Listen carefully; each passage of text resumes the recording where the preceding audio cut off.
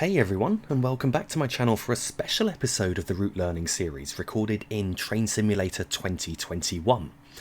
So since building this new computer recently, I've finally been able to play Train Simulator again without any blue screen errors, which is certainly making me happy because I was really missing being able to play in Train Simulator. So this means that for the foreseeable future, I'm going to be making videos in both Train Simulator and Train Sim World, with the possibility of videos in other simulators too. Following the success of the Edinburgh to London video, which I recorded back in 2018, I've been looking at other long journeys which you can do within Train Simulator which I could make videos on. I recently got hold of the Bossman Games Welsh Marches route, which runs from Shrewsbury to Newport, and I found it a really enjoyable route to drive, so I decided I wanted to cover this route in a video, as it hasn't been covered before on this channel, but I thought it would also be good to extend this journey further and go further down the line to Swansea. Armstrong Powerhouse created a scenario for the Dovetail Games South Wales mainline, which was set in 2003 and came with their Class 158 Perkins enhancement pack. And it simulated the journey between Newport and Swansea, following the timetable of the service from Manchester Piccadilly through to Pembroke Dock. So a friend has created a prequel scenario for this on the Welsh Marches Line, and I'm going to be driving that and editing the two journeys together, so I'm going to edit both scenarios together into one seamless run. The total distance for this journey is going to be just under 154 miles, and we should cover that distance in around 3.5 hours, which will make this the second longest video on the channel so far. Of course, if there is demand and people want to see more longer journeys in the future, then whilst they do take a lot more work to put together, so I won't be doing too many of them, I'm quite happy to drop a longer video once in a while if you'd like to see more of them, so please do let me know in the comments. I've tried to make this journey a bit more interesting by choosing time set in autumn, meaning that we're going to have to contend with some wheel slip and wheel slide along the way, as well as having some changeable weather from the fog that you can see here at Shrewsbury through to sunny weather and rain showers, especially as we get towards the South Wales mainline. The traffic pattern on the first part of the journey down to Newport is going to be a bit sparse, but the AI traffic will get more interesting as we get onto the South Wales mainline. So for this journey, we are following the timetable of train 1 Victor 44, which is the 13:31 Manchester Piccadilly to Pembroke Dock service, and we're joining the train here at Shrewsbury just over 2 hours into its journey, departing here at 15:51. Stops along this journey include Church Stretton, Craven Arms, Ludlow, Leominster, Hereford, Abergavenny, Pontypool New Inn, Cwmbran, Newport, Cardiff Central, Bridgend, Pyle, Talbot Parkway, Baglan, Briton Ferry, Neath, Skewen, Llansamlet, and finally Swansea, where another driver would then take over to continue the journey to Pembroke Dock. The train that I'm driving on this journey is the Class 158 Express Sprinter Diesel Multiple Unit. So the Class 158s were manufactured by British Rail Engineering Limited at Derby's Litchurch Lane Works between 1989 and 1992, with a total of 182 of these units being built and 8 of them later being converted to Class 159s. The Class 158s first entered service on the 17th of September 1990, and there are still 170 of these units in service today, formed of 2 or 3 coaches per unit. The car body construction is of welded aluminium, and the length of each coach is around 23.2 metres, or around 76 feet 2 inches, with each coach weighing around 38 tonnes for a total 2-car unit weight of around 76 tonnes. The units have a maximum speed of 90 miles per hour, which we will be able to get up to for long stretches on this journey. The engines in the unit are the Cummins NTA 855R1 with 1 engine per coach, giving a power output of 350 horsepower for a total power output for this unit of 700 horsepower or 520 kilowatts. The transmission is a Voith T211RZ with 2 axles driven per coach, and the brakes are pneumatic disc brakes. The Class 158 units can work in formation with the Pacer series, so any Class 14 DMU and any Class 15 DMU, as well as Class 170s. The livery on the Class 158 that I'm driving today is that of Alpha Line Wales and Borders. So Alpha Line was a brand first introduced by the regional railways sector of British Rail in December 1994. The Alpha Line branding was to differentiate the Class 158 express services with enhanced passenger accommodation from regional railways' more general regional services. The Alpha Line branding was worn specifically by Class 158s, as other regional railways units such as Pacers or other Class 15X series units were not really designed with long distance travel in mind, with the possible exception of the Class 156. After privatisation, both Central Trains and South Wales and West Railway, which was also known as Wales and West, inherited the Alpha Line brand and decided to retain it for a while, with Central Trains scrapping the brand by 2001. The train operating company Wales and West was divided into two back in 2001 with the creation of the Wales and Borders franchise. So the Wales and West franchise was split into Wales and Borders and Wessex Trains.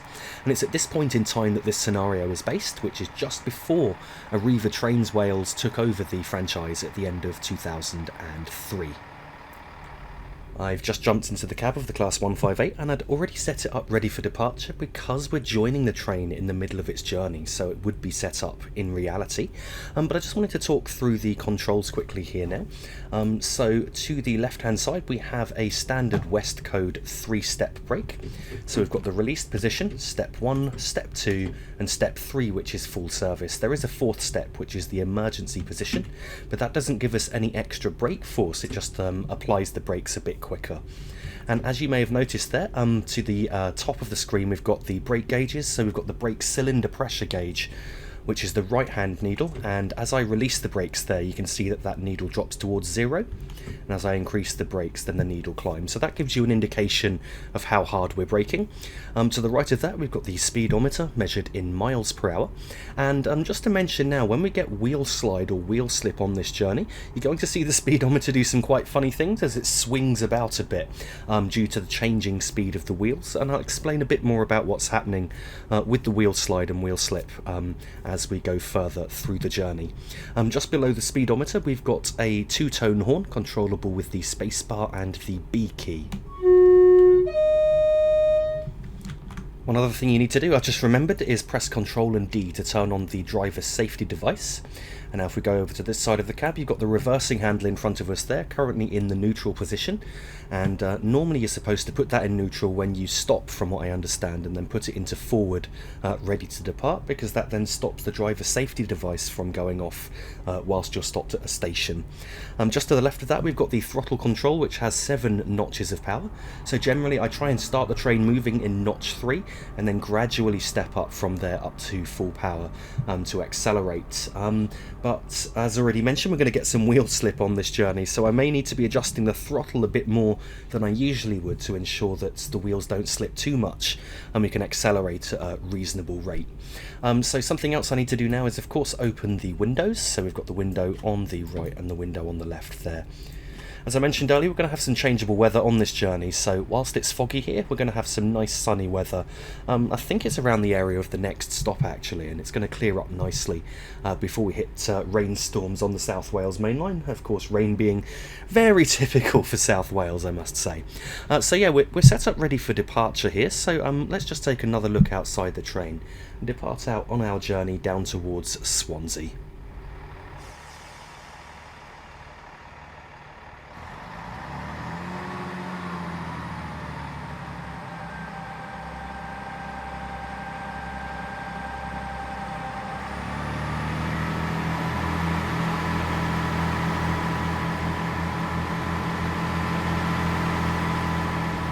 Departing away from Shrewsbury, the speed limit here is 15 miles per hour, so I'm just going to cut the power off now at 15 to allow the train to coast.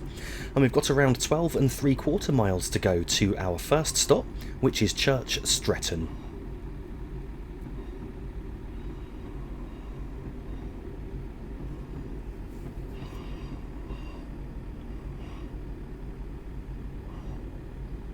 So I'm just going to allow the train to coast along here at 15 for now, then the speed limit will soon be going up to 30 miles per hour.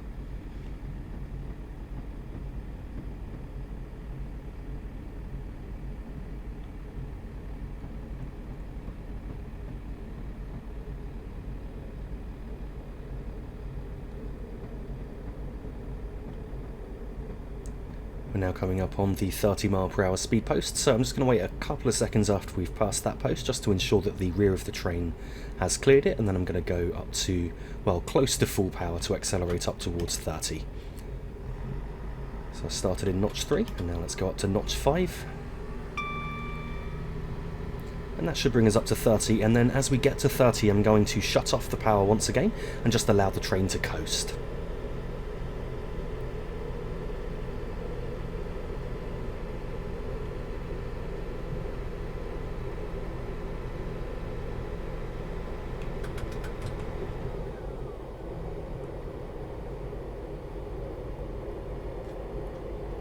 I've now shut off the power to allow the train to coast until the next speed change, where the speed limit will be increasing to 70 miles per hour. And that's the first of many whistle boards we're going to have on this route. There's an awful lot of crossings and an awful lot of whistle boards. So I just wanted to say before anyone comments that I do apologise if I miss some. I do sometimes miss the whistle posts, especially if I'm looking down at my notes and there's so many of them. But I'll sound the horn as much as I can when I do notice them anyway. So the speed limit's now going up to 70 miles per hour.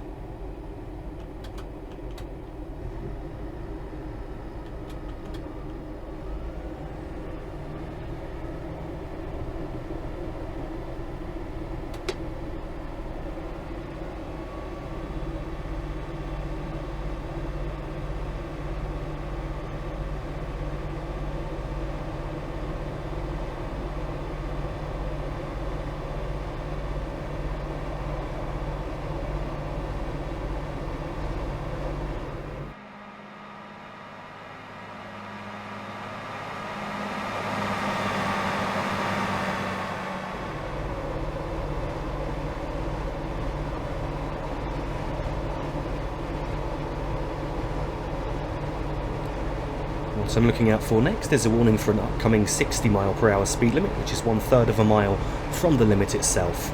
And at that point I'm just going to shut off the power and allow the train to coast, and then I'll brake lightly shortly after that just to ensure that we're down to 60 in time.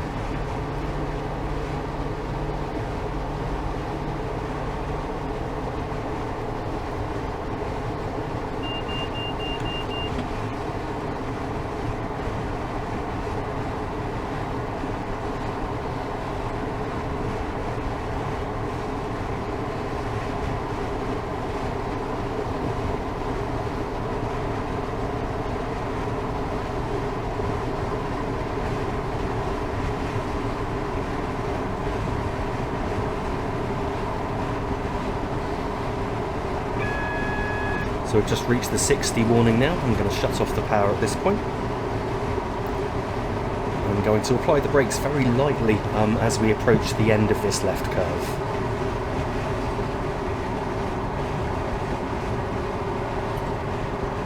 So very lightly, I've gone up to step 2 for a moment, and as you can see we've got some wheel slide going on. I've just released the brakes, we're down to 60 now.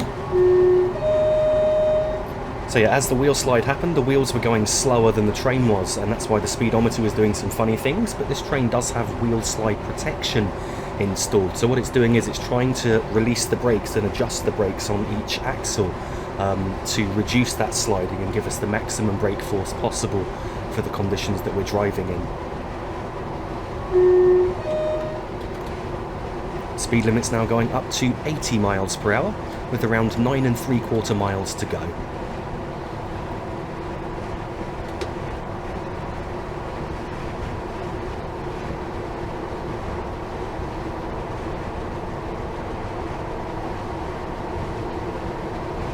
So although the speed limit is 80 miles per hour, at this signal coming up we've got 1.5 miles to go to an upcoming 75 limit. So I'm not going to accelerate above 75 at this point until we're clear of that limit and the speed limit goes up again further.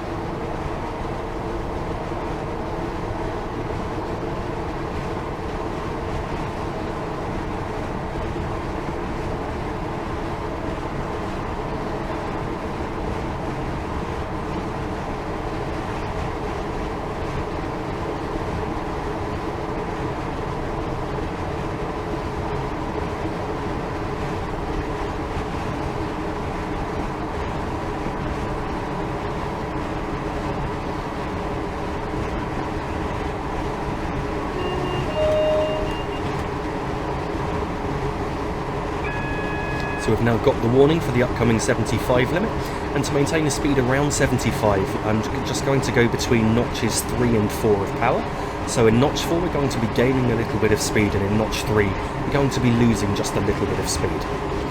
So the speed limit's going to drop to 75, but it's not going to be for very long, and then it will soon be going back up to 80.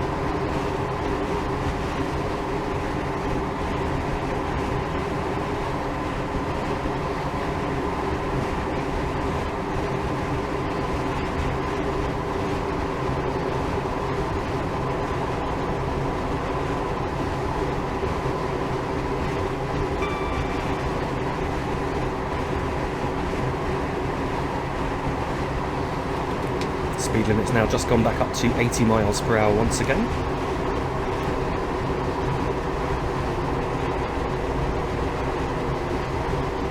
At this point we've got around 7.5 miles to go. And much like with 75 miles per hour, again 80, we need to go between notches 3 and 4 of power to maintain the speed.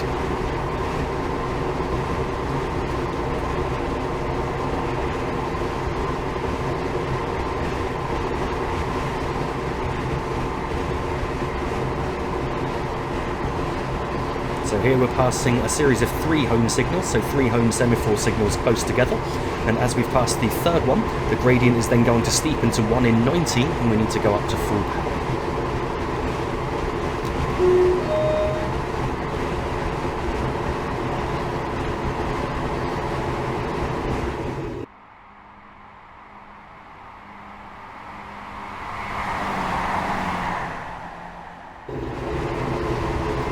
So we're now on that 1 in 90 upwards gradient, and even in full power we are going to lose a little bit of speed.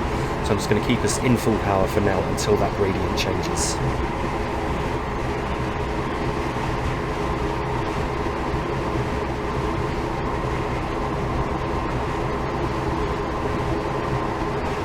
I think the grade did just shallow for a moment there, so I've just cut the power back. It's going to allow us to lose maybe 1-2 miles per hour, and now let's go back up to full power. It just gives us that little bit of leeway when I'm trying to maintain the speed at almost a constant without breaking the speed limit.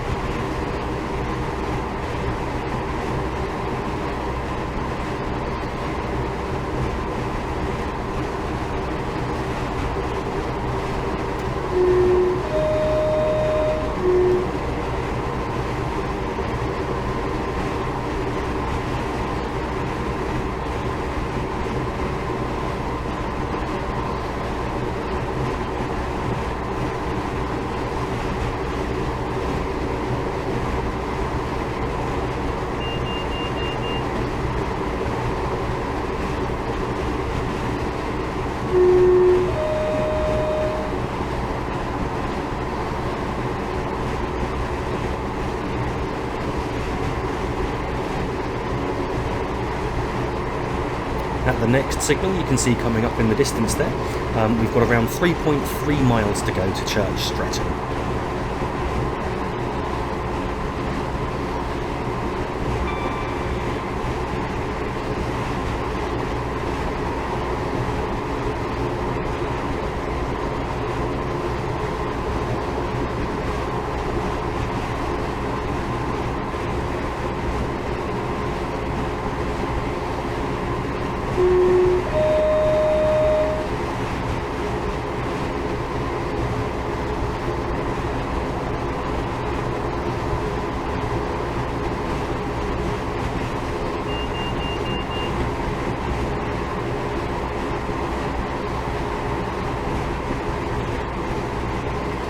The gradient's now shallowing a bit, so I'm just cutting the power back there to notch 3 to ensure that we don't end up breaking the speed limit.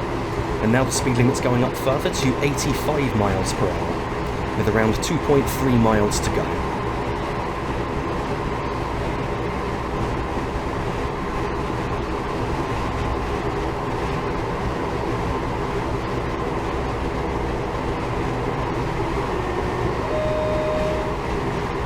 We're now passing another 85 mph speed post, which is incorrectly labelled 85, as the line speed here is 90 and it shows 90 on the HUD. So you can treat that as a 90 mph speed post.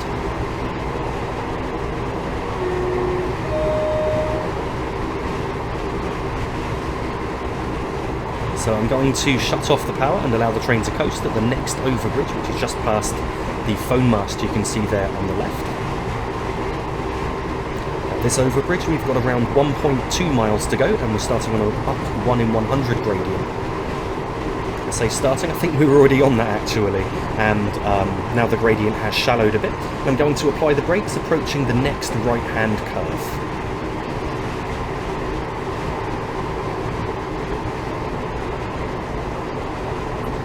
Approaching the curve now, and I'm making a step 2 brake application, which should bring our speed off quite nicely. Here at Church Stretton station we need to stop at the 2 to 3 car stop sign, which is around halfway along the platform.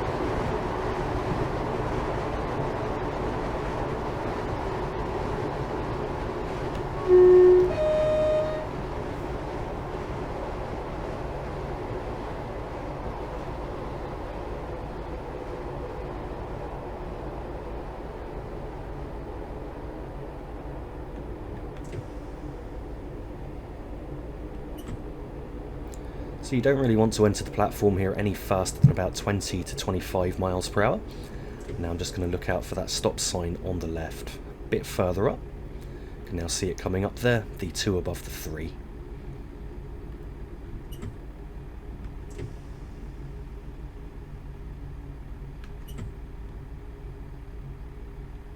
And we should now be stopping in just about the right place.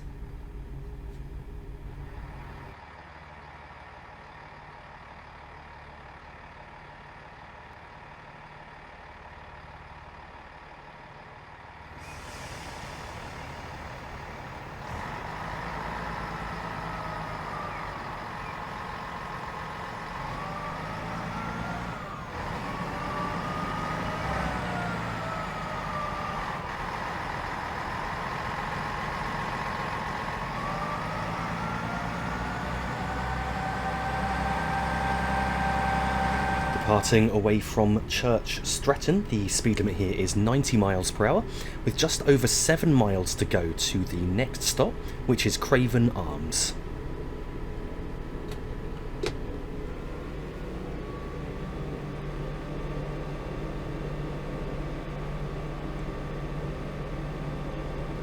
So we've got a bit of a straight directly after departing away from Church Stretton, and then as we reach the next curve we're then going to start a downgrade of 1 in 150, so we need to take that into consideration and might have to use the brakes to control the speed at a couple of points between here and Craven Arms.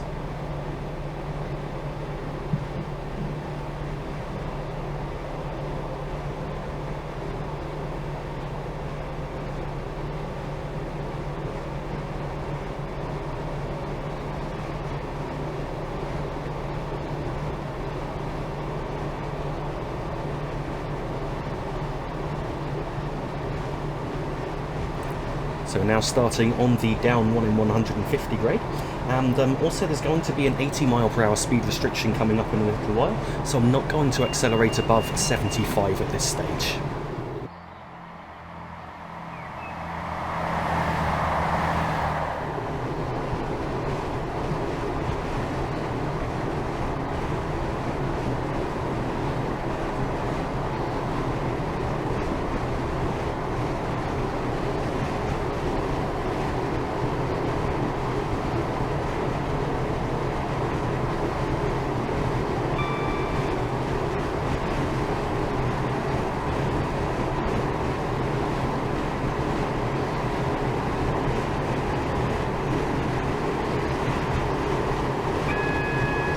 Now I've got a warning for the upcoming 80 limit, and I'm shutting off the power around 75 due to the downward grade, as we're going to continue accelerating towards 80 for now.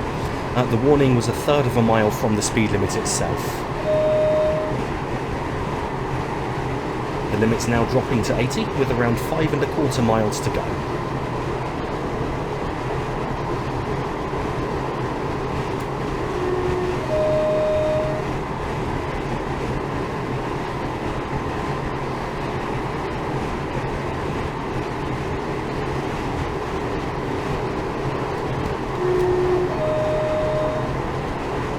Just using some light braking now, just to bring our speed off a little. And the gradient is now shallowing just momentarily before going back to a downhill grade again. The speed limit will shortly be going back up to 90 miles per hour.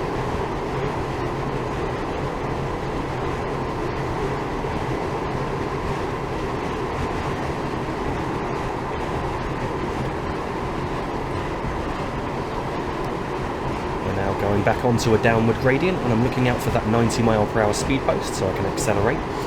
Once we reach that speed post, we've got around 3.5 miles to go.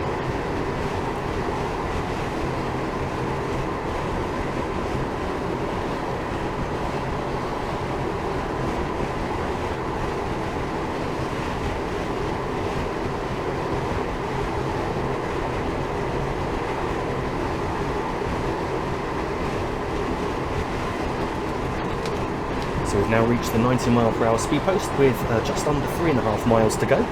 We've got a short steep upward gradient here, followed by a short steep downward gradient.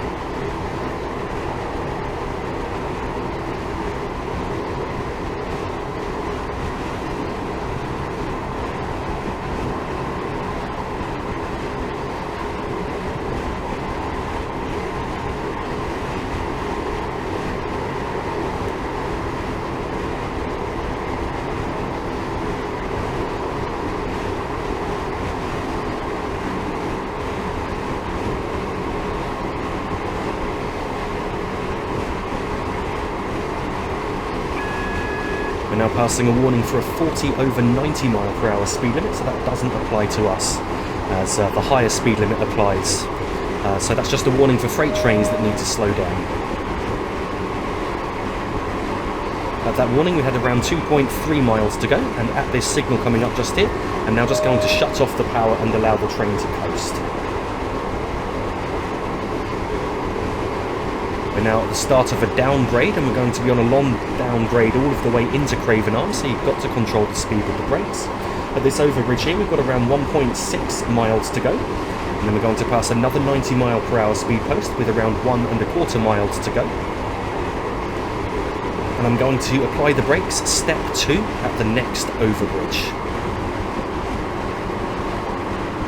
So we've just passed that 90 mile per hour speed post I mentioned with around 1.25 miles to go. I'm looking out for the next overbridge, which is just coming up now.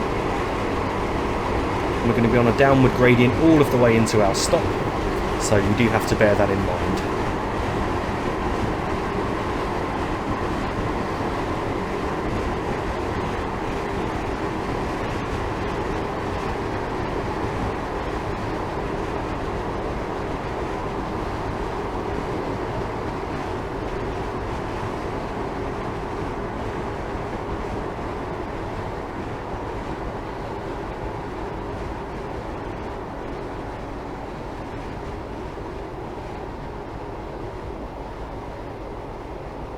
And then the grade is going to level out just as we enter the platform here. We just got a bit of wheel slide there, so I just applied some harder braking to ensure that we could get down to speed in time. Here at Craven Arms station, I want to stop at the 3-car stop sign near the end of the platform.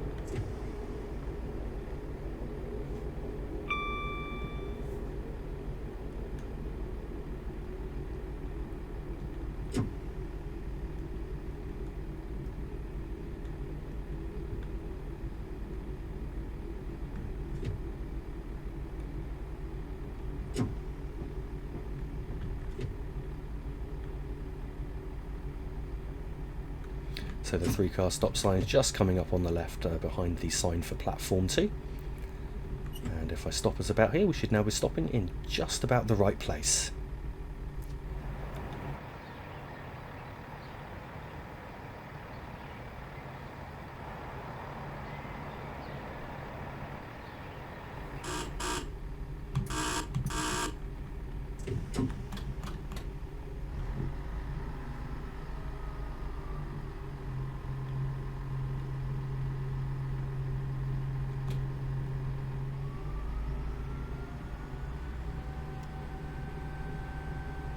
Departing away from Craven Arms, the speed limit here is 90 miles per hour, with around 7.5 miles to go to our next stop, which is Ludlow. the speed limit will be dropping to 80 miles per hour a couple of miles away, so we're not going to be accelerating above 80 at this point.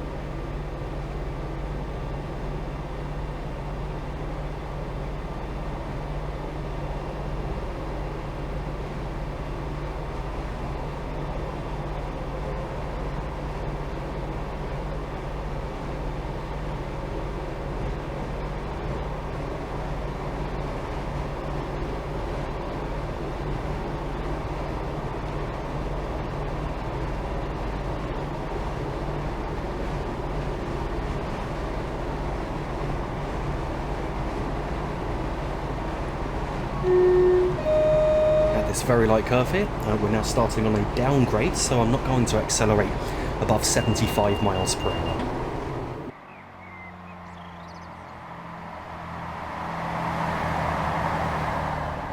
And then I'm going to shut off the power at 75 just to allow the train to coast up towards 80 on this downgrade. As I said, the speed limit will shortly be dropping to 80.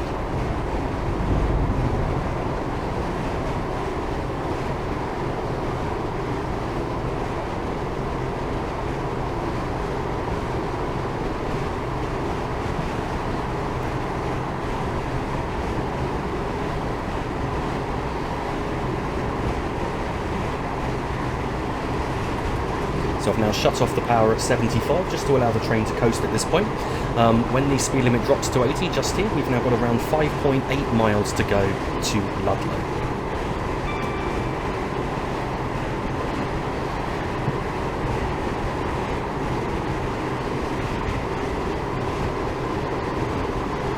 The grade is now going to shallow here. You can see the gradient change, or you could see it a moment ago, coming up just ahead. So at this point I now need to go between notches 3 and 4 of power to maintain the speed at around 80.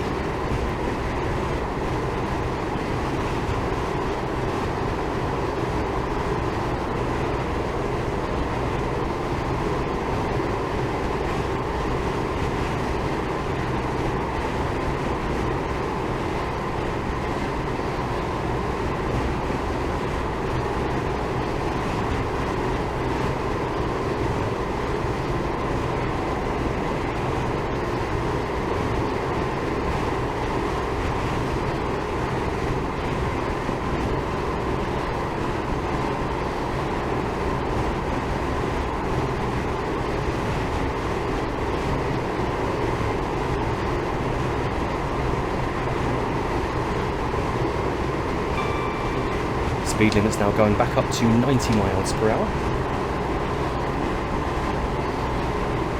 With just over 4 miles to go.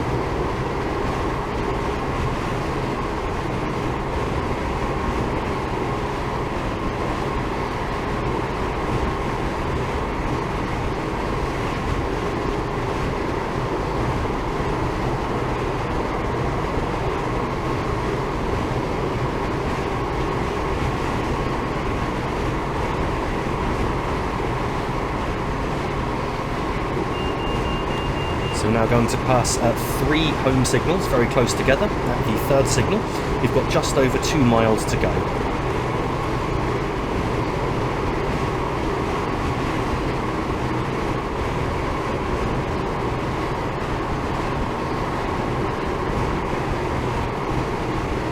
So now coming up on the third signal, at this point I'm going to shut off the power and allow the train to coast. There is a short downgrade just after this. At the next overbridge, just coming up, we've got 1 3/4 miles to go. And then I'm looking out for the following overbridge, at which point we've got around 1.3 miles to go.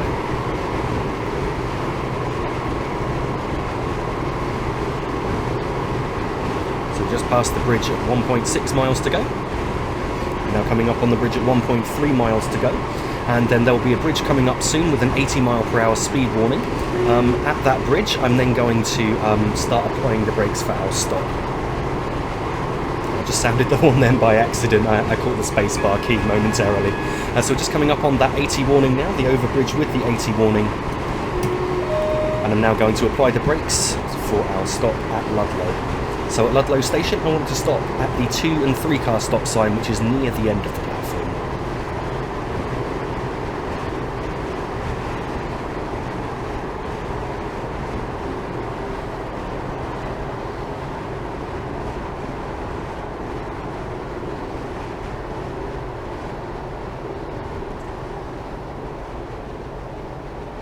I feel like I might have been slowing down just a little bit too early there, so I'll just reduce the braking and now increased once again. The speed limit here has now dropped to 80 miles per hour.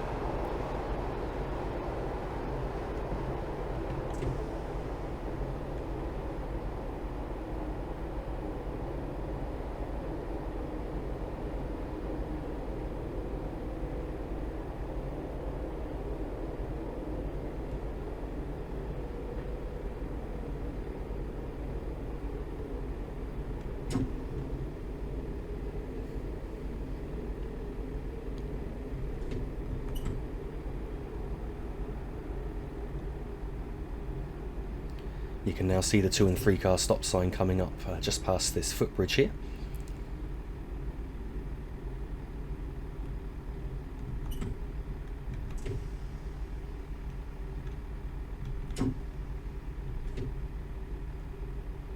And we should now be stopping in just about the right place.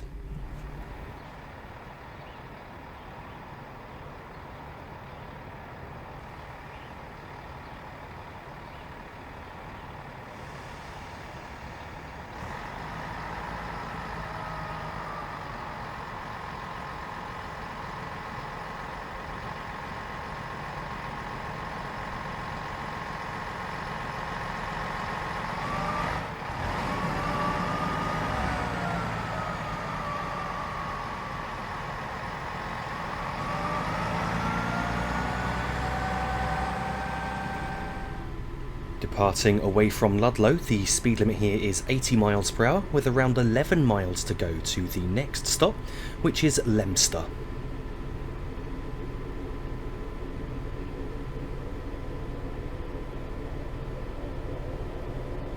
I will say, as much as I enjoy driving on this route, I actually find it quite challenging to drive without the HUD. And it's because you really need a good awareness of whereabouts you are, because it's very difficult to lose where you are and think that you're further ahead or not as far ahead as you are, and end up completely missing braking points and speed limits. So I've been finding this quite a challenging route to learn, actually. But if you can learn it, I think it's very satisfying because it's a really enjoyable drive, and it's the kind of journey that I enjoy driving, which is semi-fast, where you've got reasonably long distances between stops, but enough stops to keep things interesting and give you stuff to do. Because I do find sometimes with long distance intercity journeys with very few speed changes, it can get a little bit boring if you just sat there just watching the scenery going by. But at the same time, I do enjoy those long distance intercity journeys on occasion as well. And this is one of sorts, but the stops are much closer together than you probably find on a regular intercity journey. So the speed limit here is now going back up to 90 miles per hour with around 10 miles to go.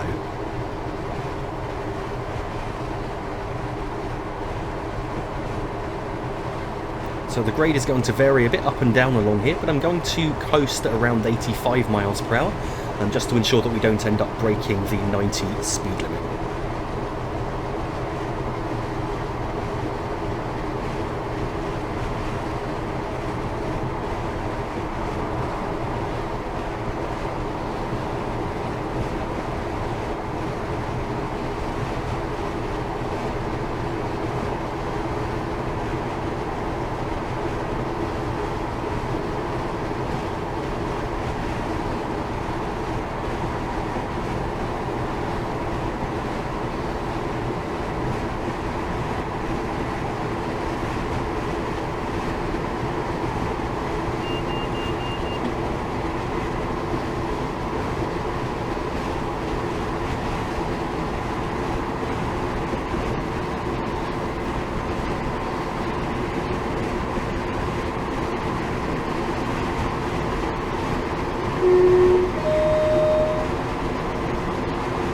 So we are currently on a downgrade. I'm going to shut off the power now as we approach 85. As I said, to ensure we don't end up breaking the speed limit, the train will coast up towards 90, and then the gradient is going to level out in a moment, and you can see that grade change coming up just ahead. So now increase the power to accelerators back up towards 90, and then it's between notches 3 and 4 again to maintain that speed.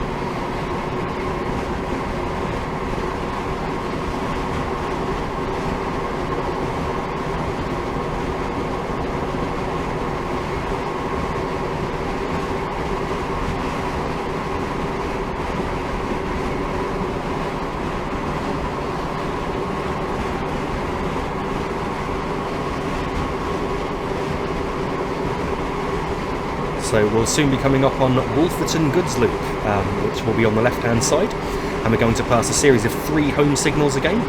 So we're just coming up on that now. At the 3rd home signal, we've then got 6 1/4 miles to go.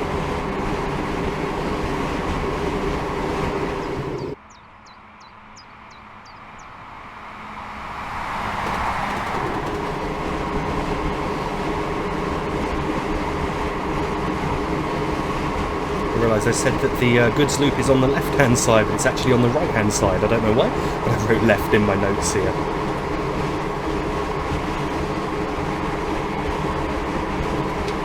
We're now starting on an up 1 in 100 gradient, so I'm just going to increase the power to ensure that we don't lose too much speed here. And the gradient will shallow and then steepen again on an upcoming right hand curve.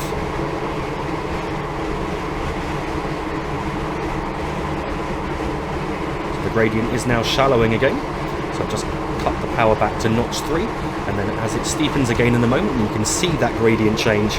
I'm going to reapply that power to ensure we don't lose too much speed.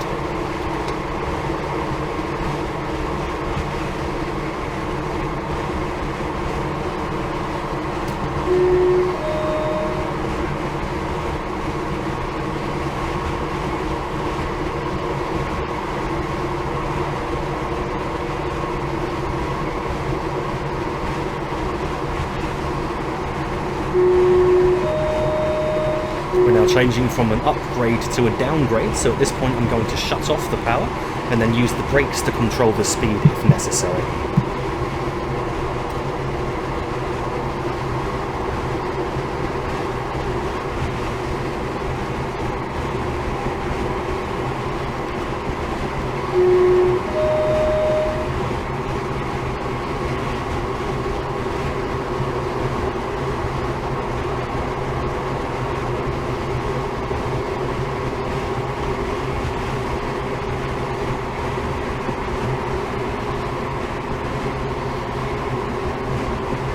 So the grade's now changed again, and once again I'm reapplying power to ensure that we don't lose too much speed.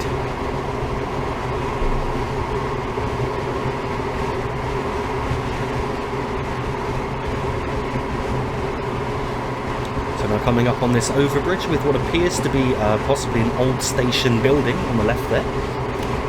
At this point we've got around 3 1/4 miles to go. And what I'm looking out for now is the next signal at the AWS ramp for that signal. That's pretty much the breaking point for Leominster Station.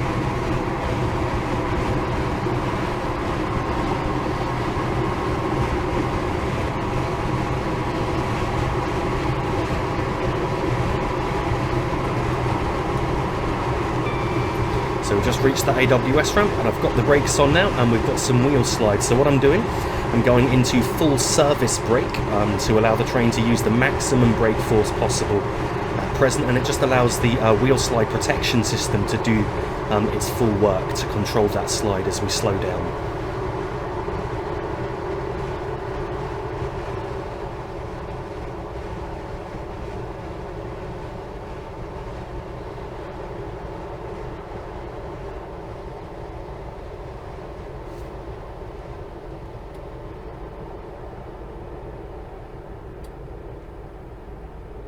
So we managed to get our speed off there. That was a little bit on edge for a moment. I was actually wondering if we were going to be able to get that speed off in time or we were going to go flying through the platform. But thankfully the system managed to control that wheel slide enough. So I'm coming into the platform very slowly now as a result of that. And here at Leominster Station we need to stop at the S sign, which is at the end of the platform.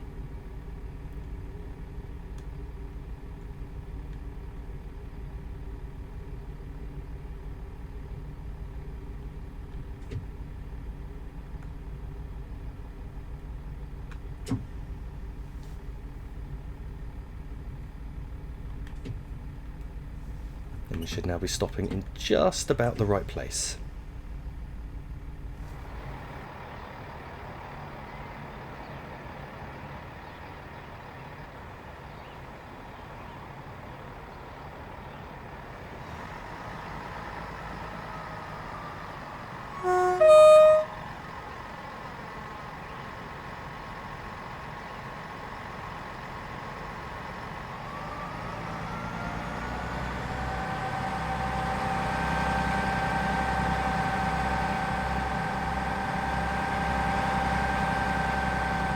Departing away from Leominster, the speed limit here is 90 miles per hour, with around 12.6 miles to go to the next stop, which is Hereford.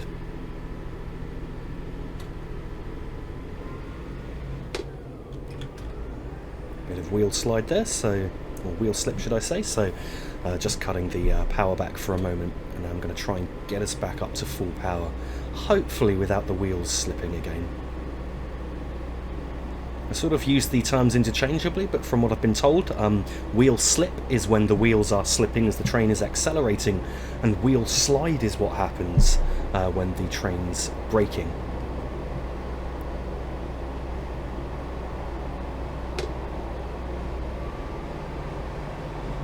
So the speed limit will soon be going down to 80 miles per hour, and I'm not going to accelerate above 80 at this point.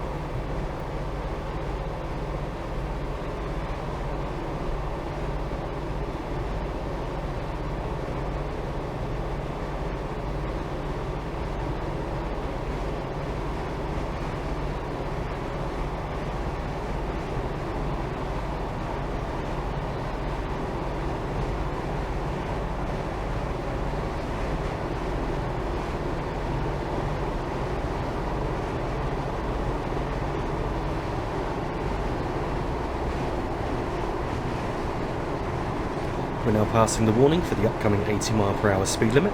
So as I said, I won't accelerate above 80 at this point, and then after the speed limit's dropped to 80, there will be a further drop in the speed limit down to 65 miles per hour, so I'm going to be looking out for the warning for that.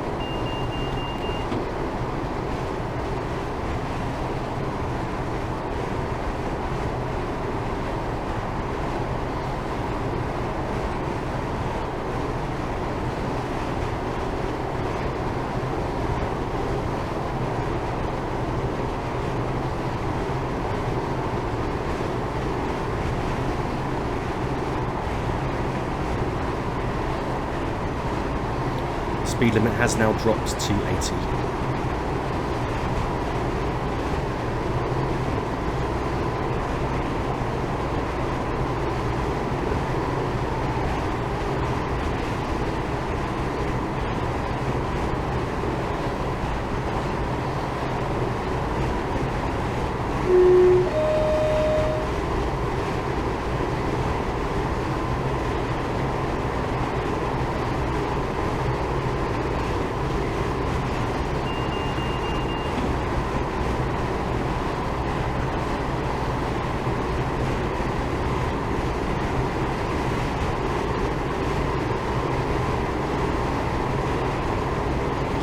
that we're doing about 80 miles per hour, I'm just going to shut off the power and allow the train to coast at this point, and when we reach the 65 speed warning, I'm then just going to make a step 1 brake application to bring our speed down.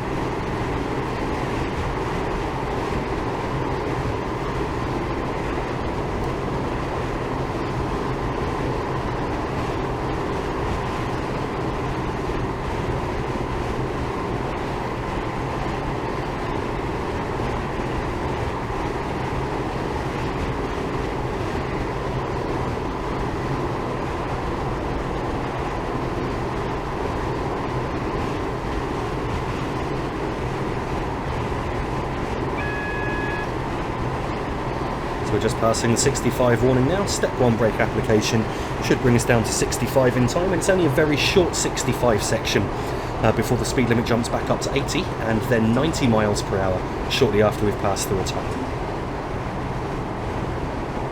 We're now down to 65 and I'm just going to allow the train to coast at this point until we're able to accelerate further.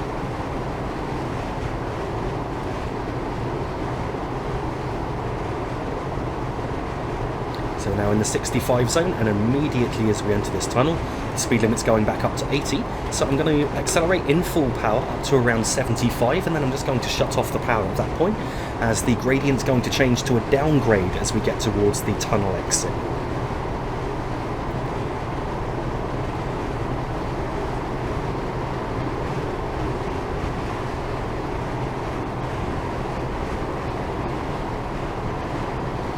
So just as we're reaching the tunnel exit now, we're now on a down 1 in 100 grade.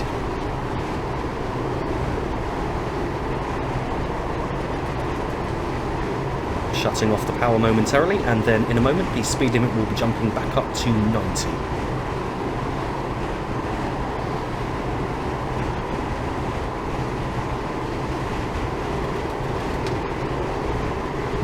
Speed limit's now jumped back up to 90 miles per hour with around 7.4 miles to go.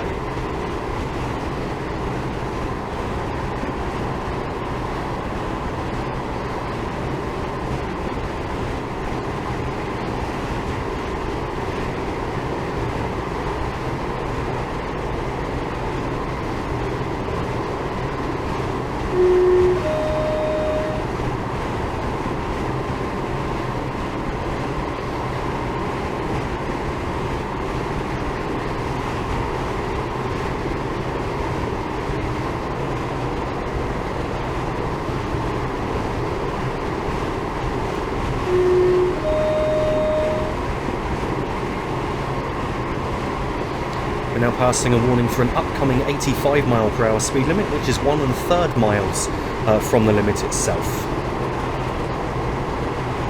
I'm just going to shut off the power at this point and allow the train to coast, and we'll just gently slow down towards 85, and I'll give us a little bit more power if necessary afterwards.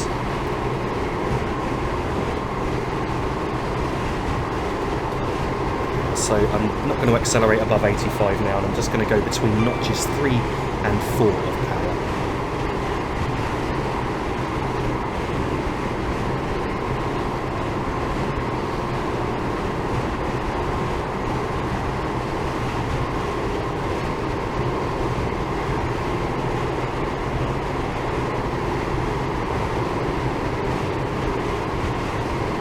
Speed limit's now dropping to 85, and the next signal coming up is 1.5 miles from an upcoming 80 limit.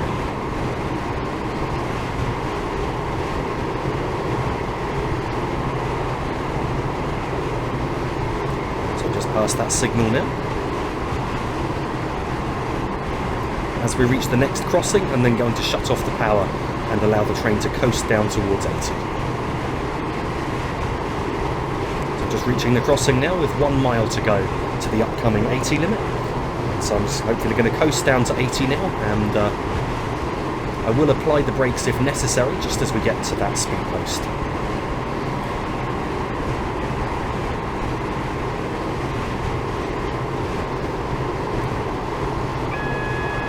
Okay, so we have a single yellow signal here, and it's around 1.3 miles to go to the upcoming red signal. I'm going to immediately now apply the brakes and start bringing our speed down. I now must assume that the next signal is red until I can see otherwise.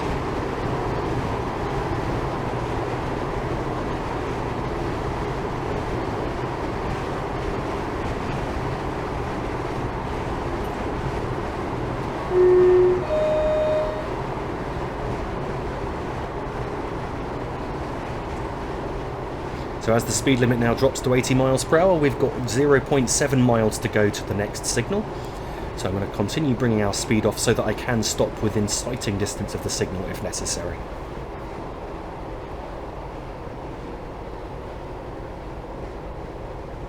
And as the speed limit dropped to 80 there was 1.4 miles to go to an upcoming 75 mile per hour speed limit, and just over 3 miles to go to our stop.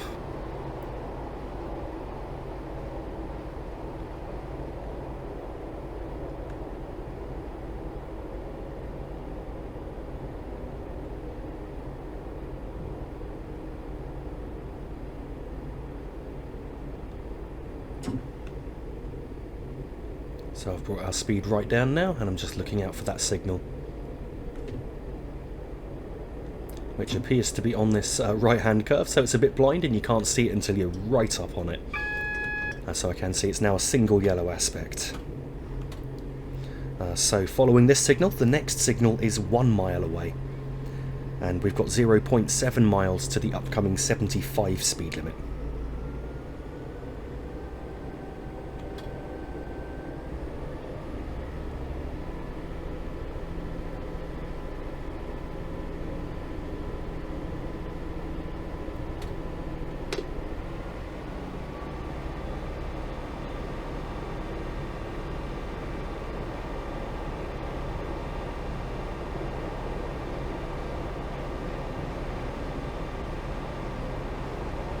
Now passing a warning for the upcoming 75 limit.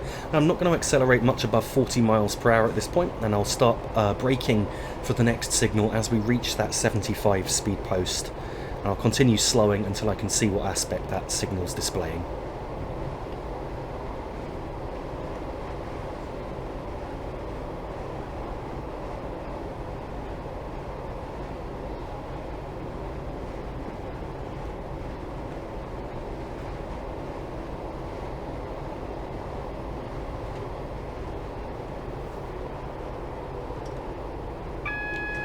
Now see a red light just ahead, so I'm going to now brake and slow us down. We're now passing the 75 speed post, and there's a warning there for an upcoming 40 speed restriction. That warning is around 0.9 miles from the limit itself.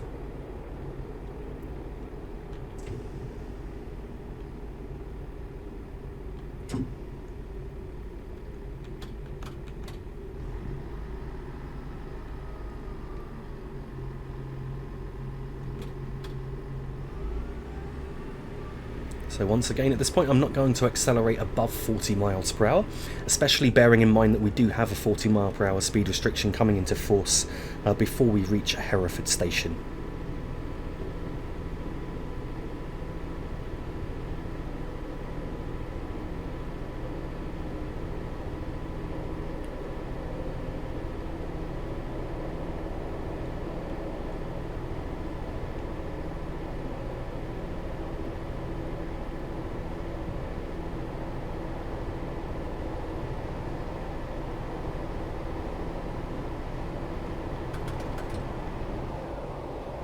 So I'm shutting off the power here at just below 40 miles per hour. As we pass the 40 mile per hour speed post, we've then got around 1/3 of a mile to go to the next signal.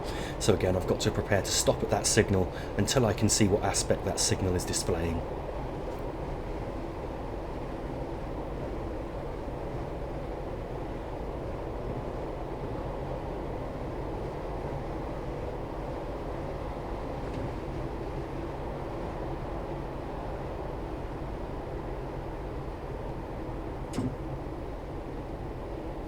So we're now coming up on the 40 speed post here.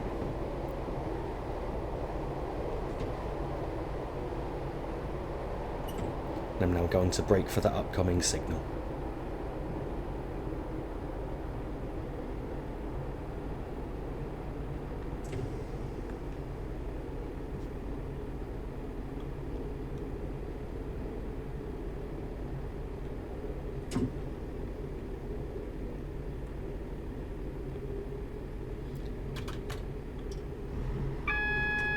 So we now have a single yellow signal, and I can start accelerating once again.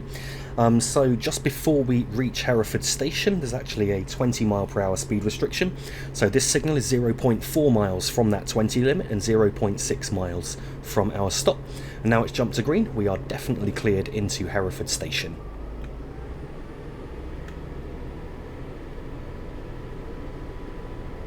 So I'm just going to accelerate a bit above 20 here to around 30 miles per hour, and I'm going to apply the brakes for the upcoming 20 limit as we get closer to the next signal, because that limit comes into force just after the next signal.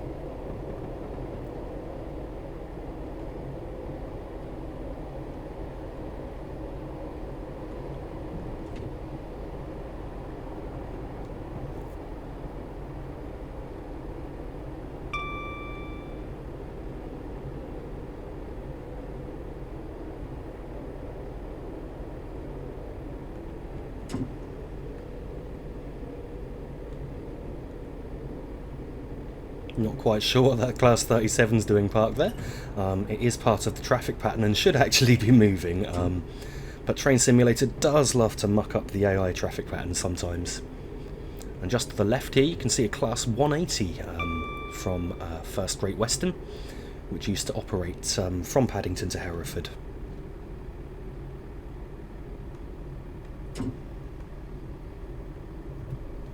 Here at Hereford Station, I'm aiming to stop at the 2/5 car stop sign, which is at the bridge coming up near the end of the platform.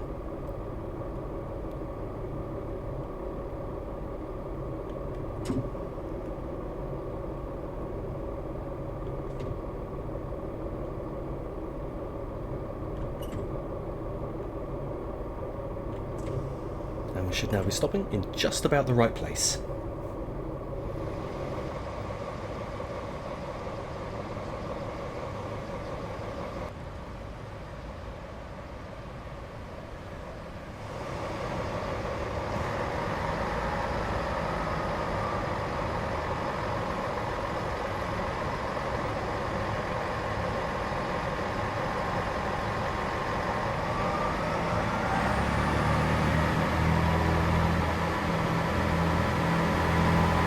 Departing away from Hereford, the speed limit here is 20 miles per hour, with around 24 miles to go to the next stop at Abergavenny, and this is the longest distance between any two stops on this journey.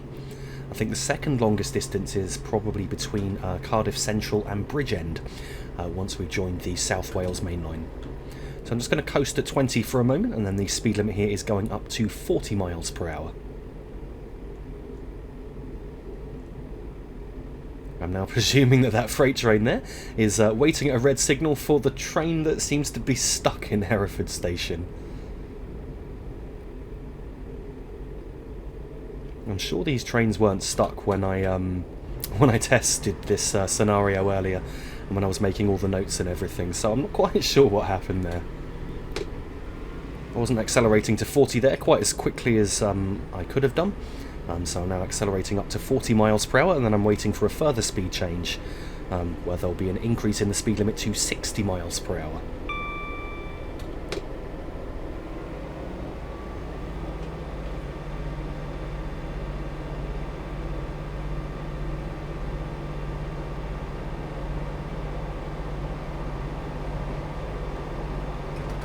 I'm now going to briefly shut off the power at 40 and just allow the train to coast here. And now the speed limit is jumping up to 60.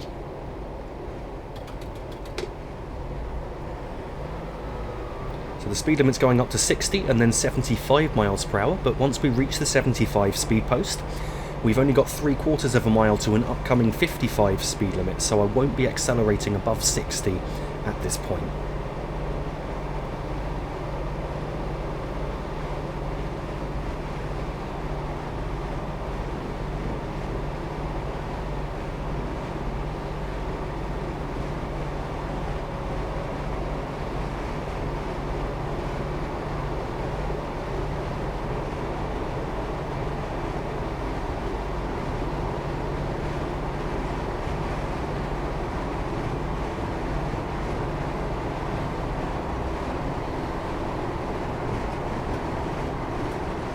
now cutting the power back just to ensure that we don't break 60 miles per hour. So it's notches 3 to 4 of power once again to maintain this speed.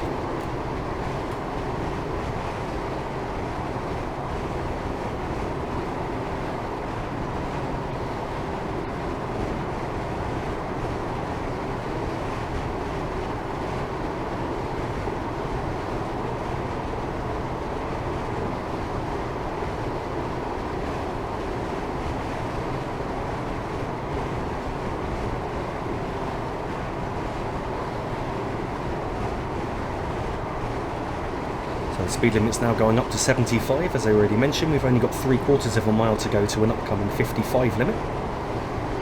So I'm just going to not go above 60 at this point, and then when we reach the 55 warning coming up in a moment, I'm going to shut off the power and allow the train to coast. We're now on a 1 in 92 upward gradient, which should help with our deceleration. So the train should now just coast down to 55.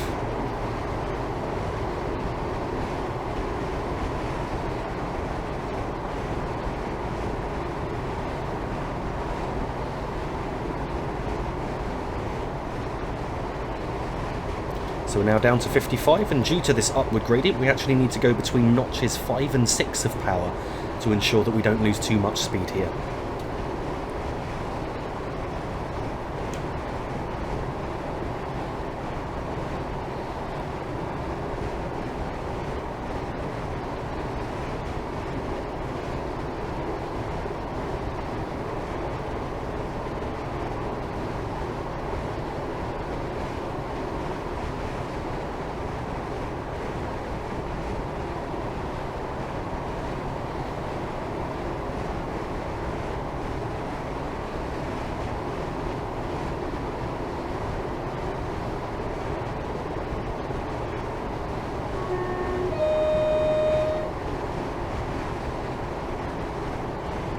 Speed limit's now going back up to 75 miles per hour with around 20.5 miles to go.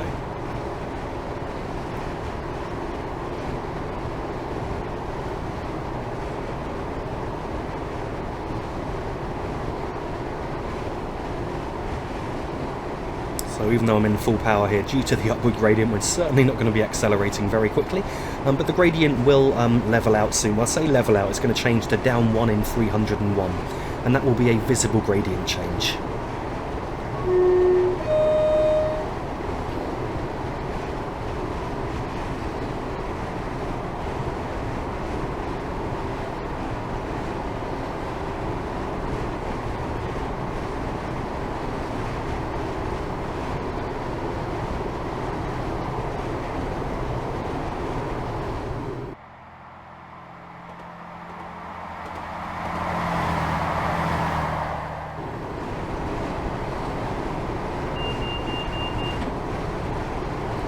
So here the gradient's now changing to down 1 in 301, and we should be able to accelerate quite quickly, and then once we get to 75 miles per hour, we're going to be going between notches 3 and 4 again to maintain the speed here.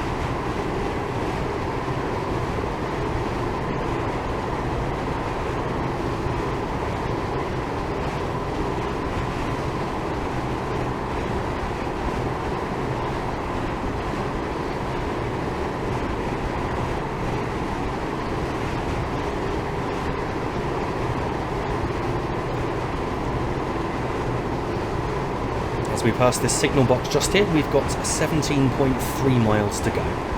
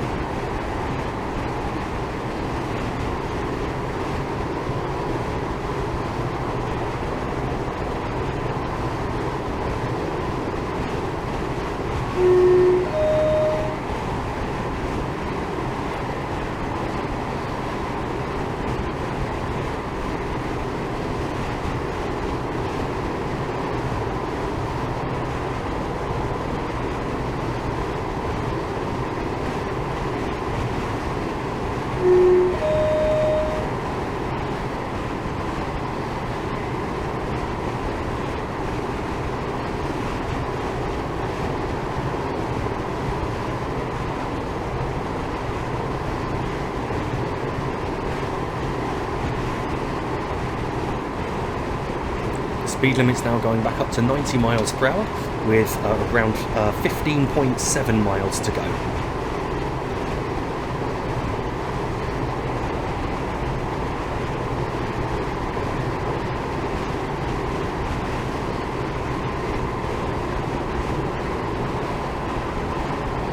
The next landmark I'm looking out for will be an overbridge with a phone mast just after it on the right hand side. And at that point we've then got around 1.5 miles to go to an 85 limit.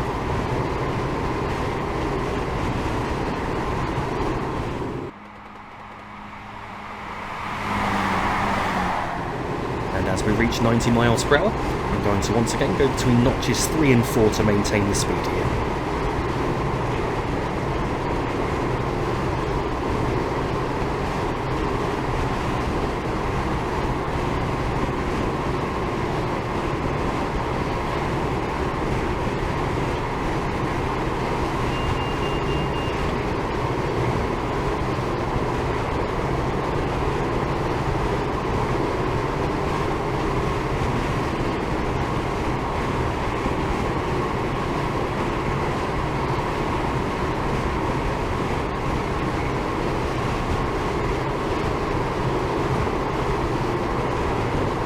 So we just passed the overbridge and there's the phone mast just ahead, so we've got 1.5 miles to go to an upcoming 85 limit. And so what I'm looking out for is the next signal, which is a distance signal, and at that point I'm then going to shut off the power and allow the train to coast down towards 85. And the 85 limit is 0.6 miles from a 70 limit. So I'm going to brake step 1 for that 70 limit as we reach the 85 speed post, which also has a 70 Morpeth board in the same place. So you can see that next signal coming up just ahead now. I'm now going to shut off the power and just allow the train to coast down towards 85.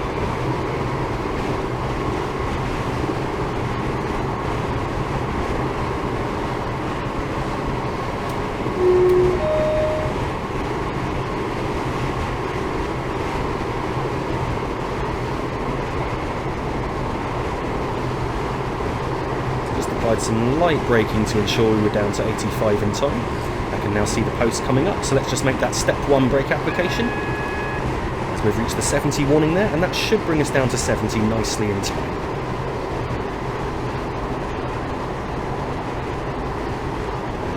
We're now passing Pontrillus Goods Loop with 11.7 miles to go.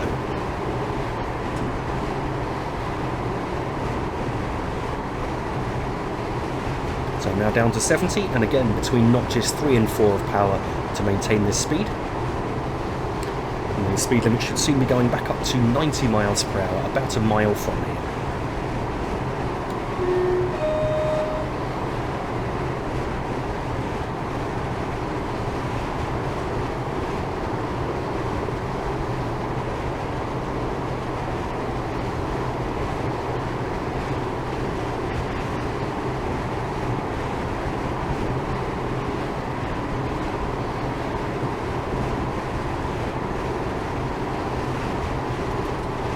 Exceeding 70 a little bit. It seems that we're on a downward gradient, so I just broke the speed limit slightly. You wouldn't want to do that in real life. You'd probably get into trouble for that. So I just applied some light braking just to bring our speed back down to 70. And it seems the grade has now levelled out again. The speed limit here is now going back up to 90 miles per hour, with around 10.7 miles to go to Abergavenny.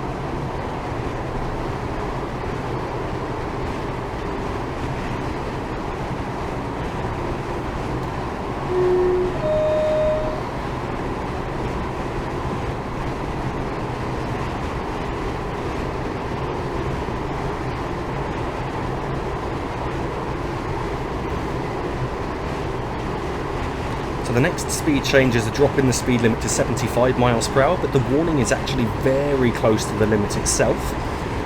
Probably, I'd say, closer than braking distance, so I'm hopefully going to try and manage to slow down for this in time. I was finding it quite challenging to work out the braking point for the next speed change. So we're travelling along here for now. As we get to 90 miles per hour, I'll go between notches 3 and 4 of power. And then the gradient will steepen to 1 in 100, and the train will start to lose speed. At that point, I'm going to try and coast for the upcoming 75, and hopefully I'll have lost enough speed so that when we do reach the warning, I'll be going slow enough to brake and slow down in time.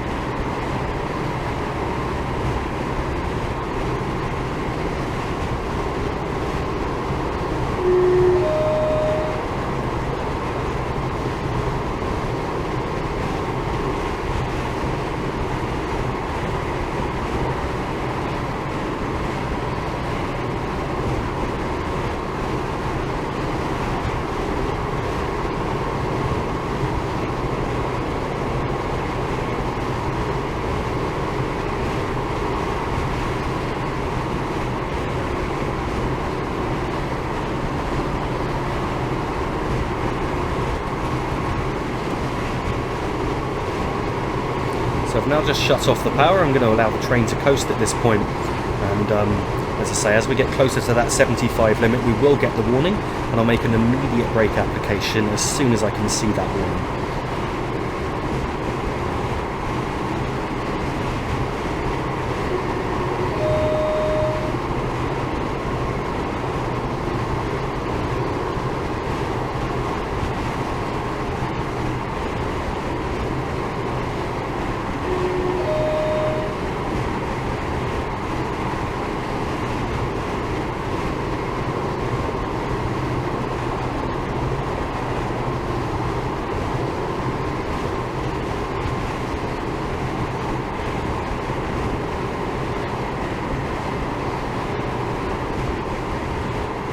Seems I might have shut off the power here slightly too early, but that's okay, because it's allowing us to lose the speed in good time.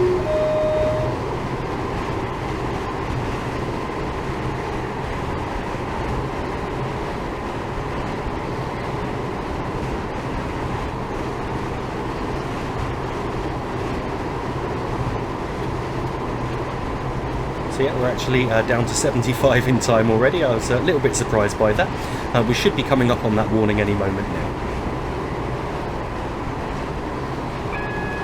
So there's the warning. Now we're on quite a steep upward gradient here, so I need to use notches 5 to 6 of power to try and maintain this speed. Correction, notches 6 to 7 of power in fact.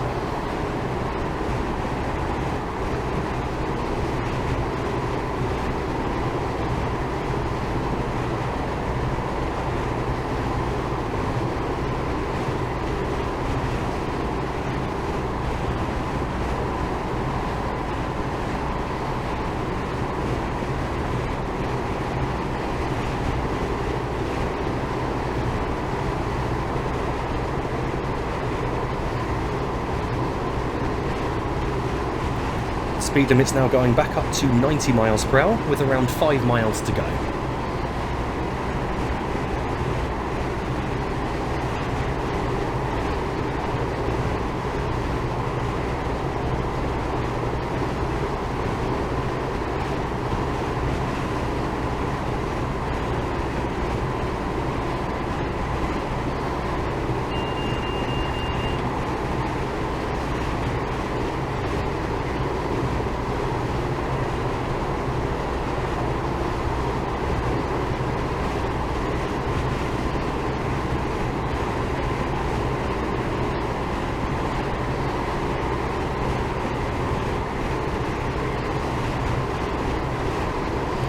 It's over a bridge just here. We're now starting on a downward grade of 1 in 95, so I'm now going to shut off the power and allow the train to coast, and I'll use the brakes to control the speed to ensure that we don't break the speed limit.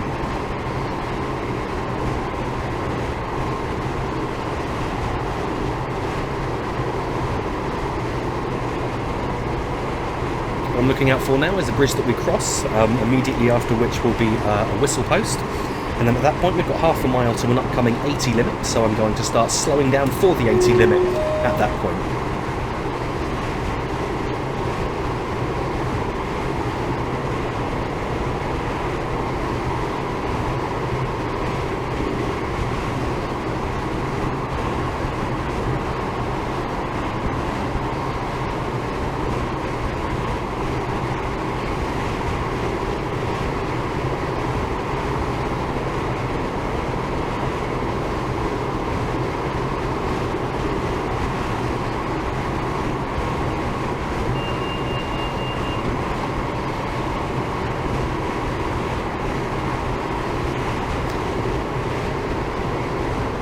So we've just crossed that bridge, followed by the whistle post here.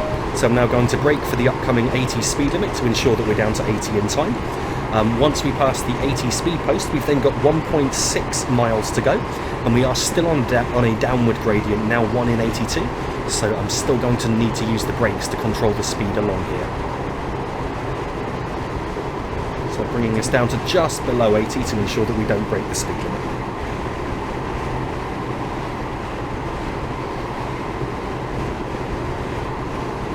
The signal coming up just ahead, we've got 1.4 miles to go.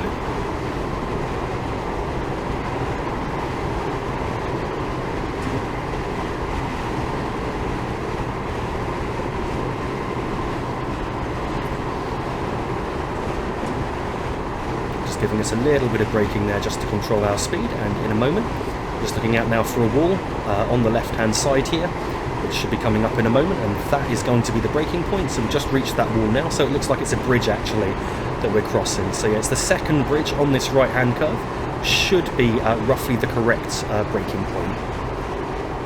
Here at Abergavenny we've got a staggered platform, and I need to stop at the end of the platform.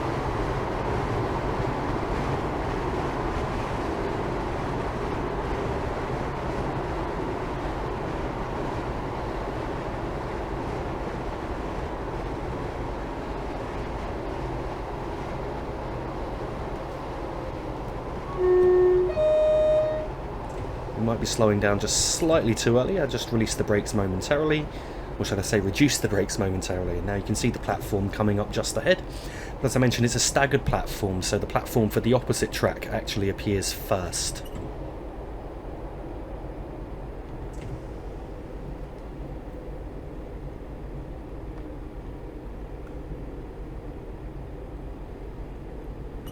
I'm actually quite surprised that I managed to get this section done on the first attempt here, so I haven't had to re-record anything and I haven't made any mistakes, because I was most worried about the Hereford to Abergavenny section just due to how long it is in terms of getting everything correct, or as close to correct as I can.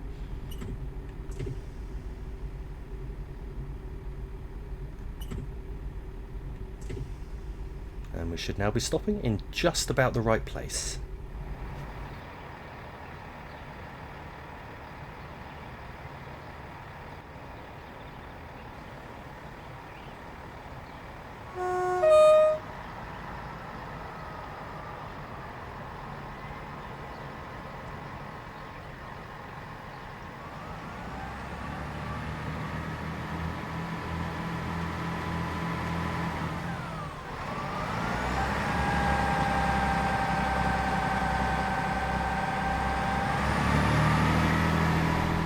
Departing away from Abergavenny, the speed limit here is 80 miles per hour, with around 9.5 miles to go to the next stop, which is Pontypool New Inn.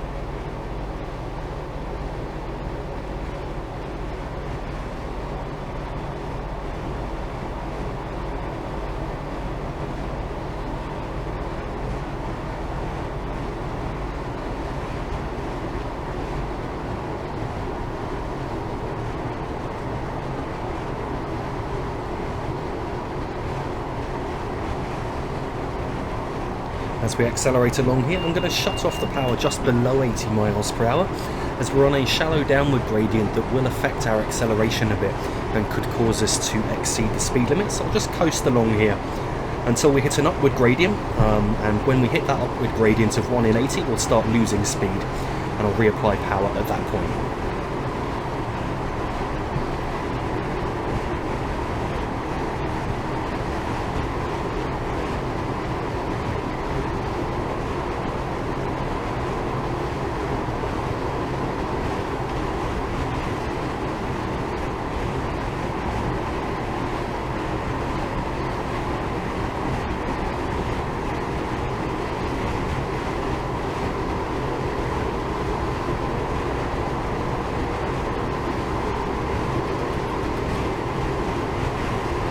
Shut off the power to allow the train to coast, slightly later than I intended, so I'm just going to make a quick step 1 brake application just to bring our speed off slightly and ensure we don't end up breaking the speed limit. As I say, I'll allow the train to coast along here for now until we start losing speed, and then I'll give us full power on that upward gradient.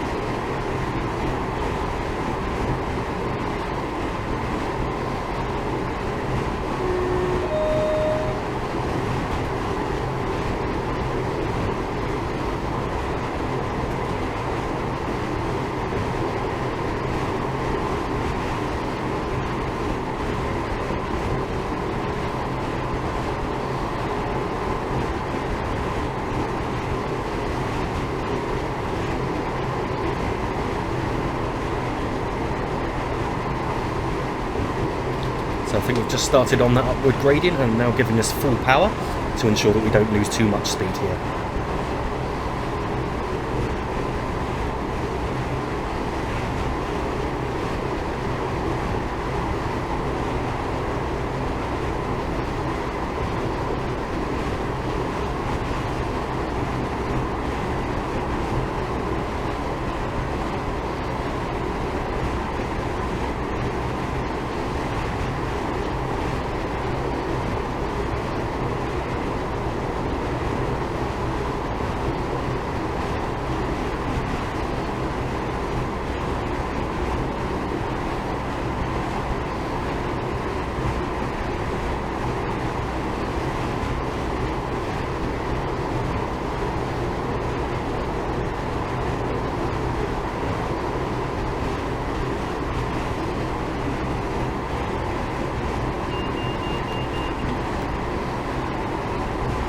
See now that the gradient is shallowing and the speed limit's about to go up to 85 miles per hour, so I'm just looking out for the 85 speed post now.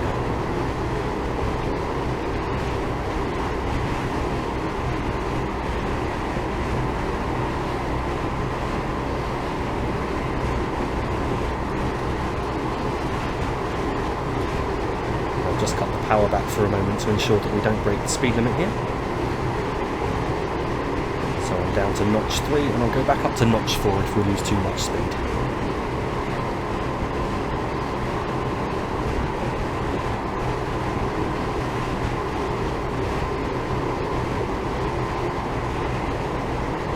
So we've now come up on the 85 mile per hour speed post with around 4 miles to go, and we're back on an upgrade of 1 in 190.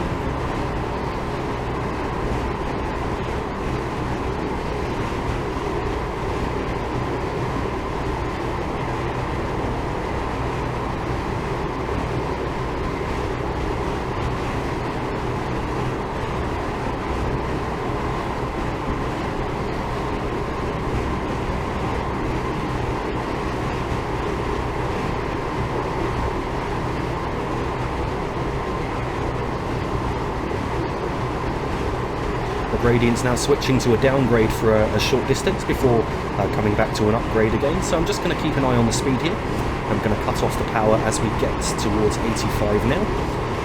In fact, I should have cut off the power slightly sooner, and I'm just applying some light brake just to ensure we don't break that speed limit.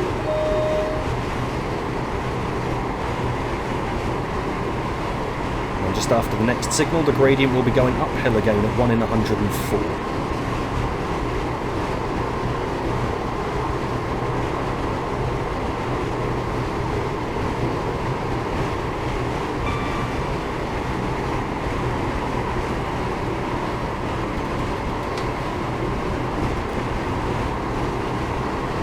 So we're now starting on the upward gradient and now giving us some power to ensure that we don't lose too much speed.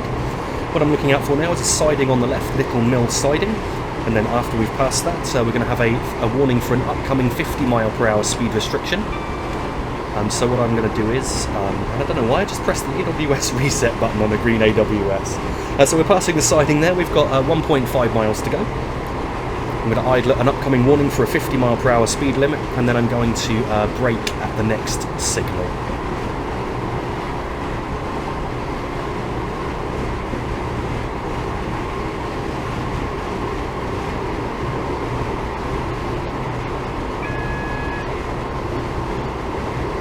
So we've just reached that 50 warning. I'm now allowing the train to coast at this point. As I say, as we reach this next signal, I'm going to brake between steps 1 and 2. The upward gradient that we're currently on will aid with the braking and should help us to slow down a bit quicker than we normally would. So I made a step 2 brake application initially, but I'm just going to drop it to step 1 for a moment as the speed's still coming off quite quickly due to that upward gradient. Here at Pontypool New Inn, I need to stop at the end of the platform.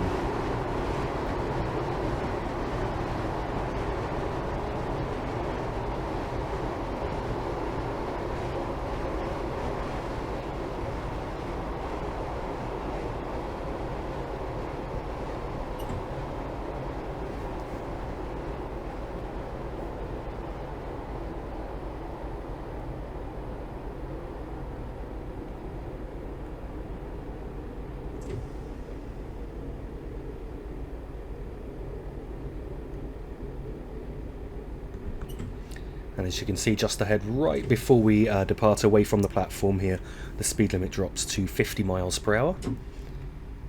I also note that, that the station here is a slightly unusual layout and that they've built an island platform in the middle of widened tracks. I'm not quite sure why that is compared to a normal station, but if you do know about that, then please do let me know in the comments.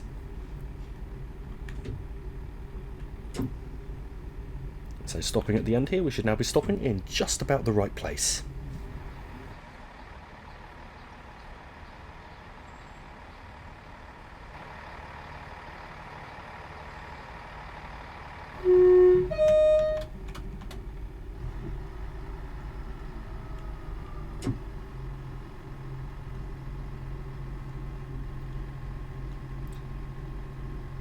Departing away from Pontypool and New Inn, the speed limit here is 50 miles per hour, and we're starting on a 1 in 104 upward gradient, so I applied 3 notches of power before releasing the brakes just to ensure that the train didn't roll back here. And at this point we've got around 3 miles to go to the next stop, which is Cwmbran. And I do apologise if I'm butchering any of the pronunciations along here. I did look some of them up, and I'm hoping I've got most of them reasonably accurate. But this does so often happen in videos that I get something a bit wrong. I think it was particularly bad in the recent Fife Circle video out of Edinburgh, where I called it Glen Rothes with Thornton as the destination, when of course it's more like Glen Rothers. So I'm hoping to not make such serious mistakes in the future, but it will inevitably happen at one point or another. So we're getting a bit of wheel slip here, so I'm just trying to control the power now to ensure that we don't slip around too much.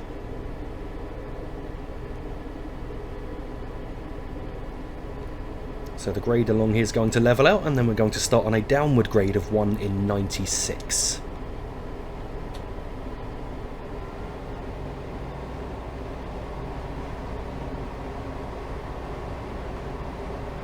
Speed limit's now going up to 80 miles per hour.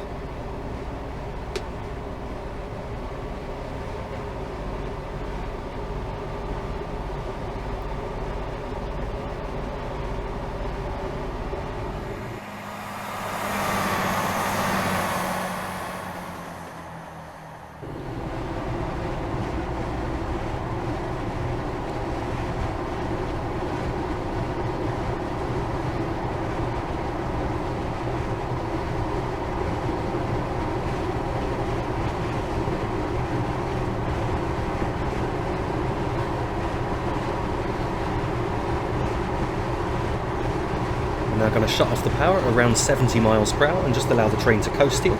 We are still on the downward grade, so we will still be gaining a little bit of speed here. And at the next signal coming up, which has a feather indication at the top, we've got around 1.3 miles to go.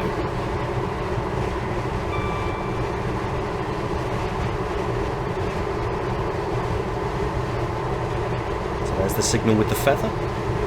We're actually passing the site of a steelworks on the left-hand side. And then I'm going to apply the brakes for our stop at Cwmbran in a moment. Just after crossing a point where the siding that's currently on the left-hand side rejoins. So we're just coming up on that point now. The siding has rejoined. And now I'm going to start applying the brakes for our stop at Cwmbran.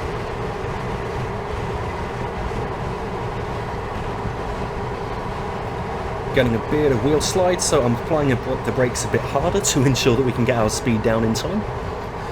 One thing is that with trains with wheel slide protection, you shouldn't fan the brakes. So if they don't have wheel slide protection, you actually need to adjust the brakes yourself. So you need to go between the different settings to ensure that you can control that wheel slide. But because this train has wheel slide protection, you shouldn't do that because it can confuse the system, according to an old British rail training video that I watched a while ago. So what I do is, if the wheel slide happens, I go straight into step 3 and I just allow the system to control that slide and bring our speed down, and then I just reduce the braking as we get closer to the stopping point. Here at Cwmbran, I'm aiming to stop at the end of the platform.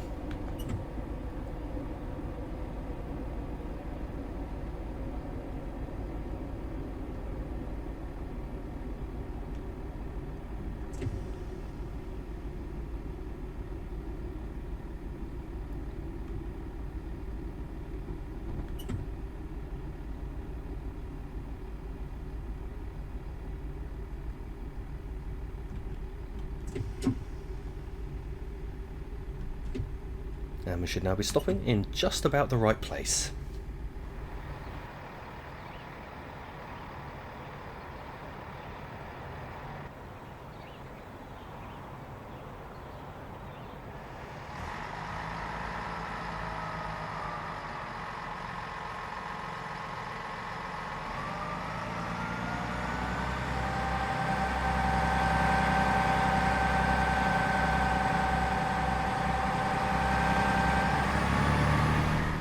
Departing away from Cwmbran, the speed limit here is 80 miles per hour, with just over 7 miles to go to the next stop at Newport.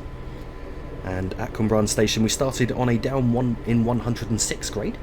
And just to say so, I'm actually going to change the scenario just outside Newport station at a red signal. So we're going to be stopped at a red signal guarding the South Wales main line, because that's where the next scenario starts, the Armstrong Powerhouse scenario. So we'll stop at a red signal just outside Newport station, and at that point I'll just edit in and switch the scenarios out, and we'll continue towards Swansea.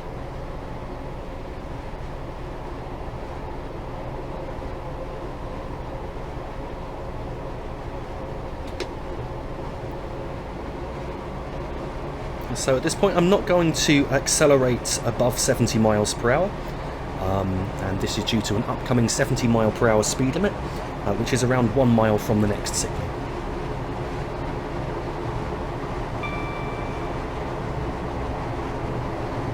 So we've just reached that signal now. I'm going to shut off the power and allow the train to coast. As I say, we've got 1 mile to an upcoming 70 limit, but we're on a downward gradient, so the train will continue to accelerate up towards 70 at this point.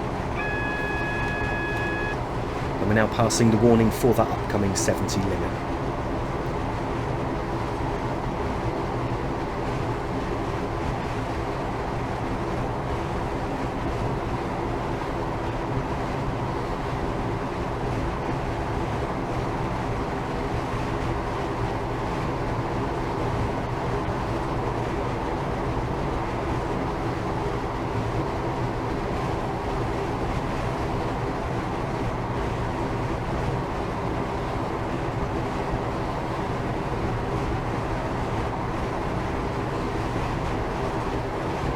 So now coming up on that 70 mile per hour speed limit with around 5.5 miles to go to Newport and 1 3/4 miles to go to an upcoming 60 limit.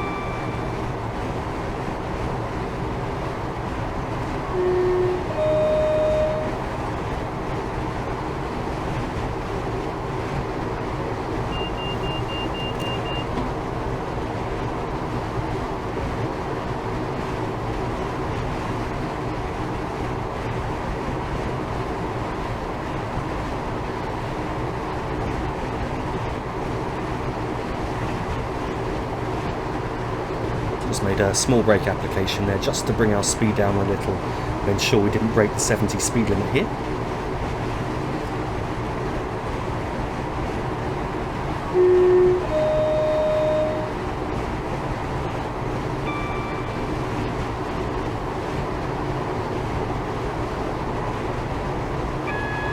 We're now coming up on the warning for the upcoming 60 mph speed limit. So I'm now going to make a brake application to bring our speed down, just in step 1 for now. And I'm going to slow down to 57 mph due to the downward gradient that we're on, just to ensure that we don't end up breaking that 60 speed limit.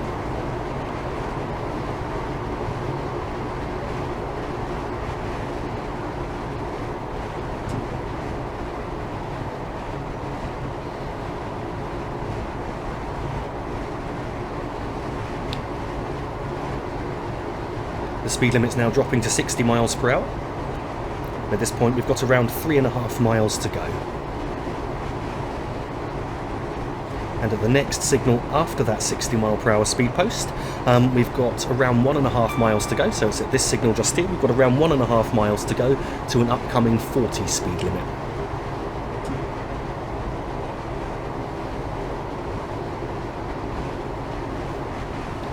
The gradient has now changed. We're no longer on a downhill gradient, we're actually now on an uphill gradient. So I'm just going to give us a little bit of power here, just so that we don't lose our speed too early.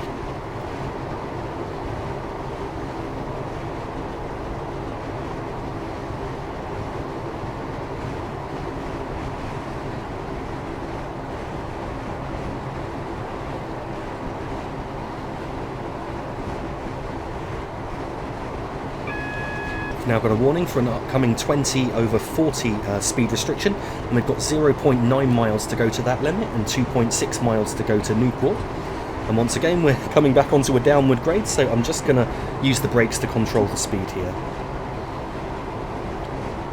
I'm going to apply the brakes for the upcoming 40 mph speed limit as we reach the next signal.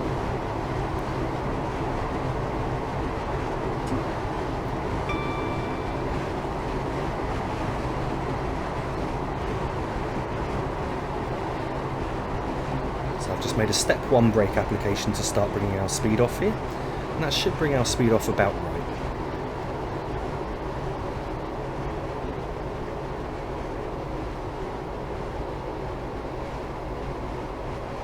So the limit drops to 40 at the end of this left-hand curve here, and as the speed limit drops to 40 we've got around 3/4 of a mile to go to an upcoming 20 mph speed limit.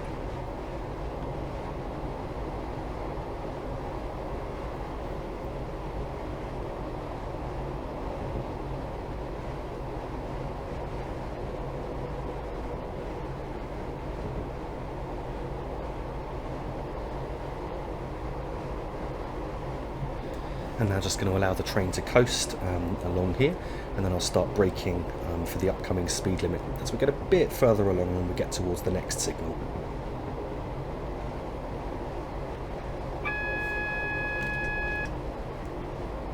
We've now got a single yellow signal indicating that the signal guarding the junction just before Newport station is displaying a red aspect. And so I'm now slowing down, or starting to slow down for that red. I've just made a very light brake application, and now I'll release the brakes momentarily. The speed limit will shortly be dropping now to 20 mph. As we passed that last signal we had 0.4 miles to go to that upcoming 20 limit. And I can now see the 20 speed post coming up in the distance there, so I'll just start applying the brakes again. Just a very light brake application to bring our speed down. So then once we're down to 20 mph, I'm just going to allow the train to coast. And we're going to coast towards the next signal, and I'm going to be prepared to stop at that red. And as I say, at that point I'm then going to switch scenarios. Unfortunately the weather doesn't 100% match, so there will be cloud in the sky, whereas right now we're in a cloudless sky. But other than that I'm hoping it's a fairly seamless transition between the two scenarios on the two routes.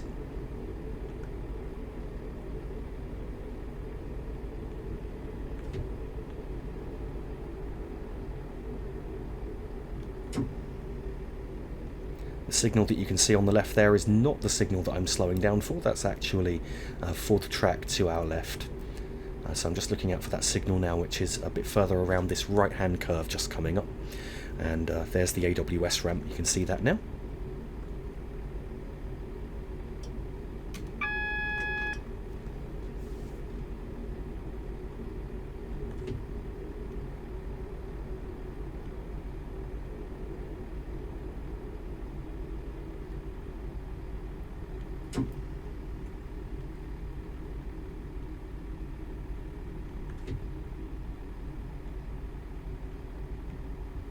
So I'm just going to bring us to a gentle stop just in front of the signal here.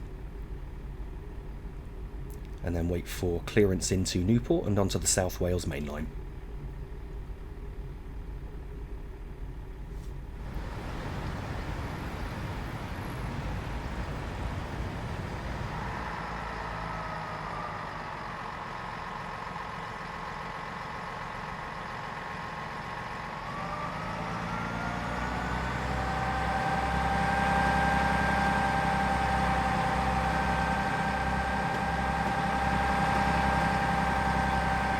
As we depart away from the signal there, the speed limit is still 20 miles per hour with around 2/3 of a mile to go to Newport station itself. So in a moment I'm just going to shut off the power as we reach 20 miles per hour, and I'm just going to allow the train to coast. Immediately after crossing the junction here, the speed limit is then going up to 40 miles per hour before quickly dropping to 30 and then back to 20 immediately before the platform. So I'm going to accelerate a little bit, but probably to not much more than 25 before shutting off the power again.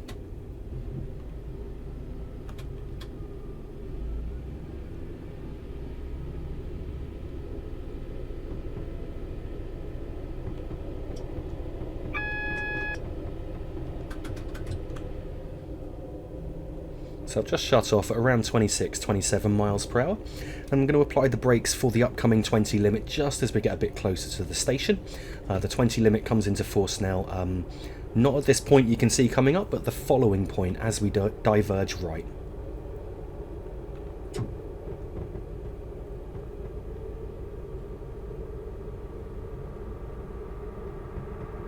I'm now just going to coast at 20 for a short distance, and here at Newport station I want to stop at the 3/4/6 car stop sign, which is near the large overbridge near the end of the platform.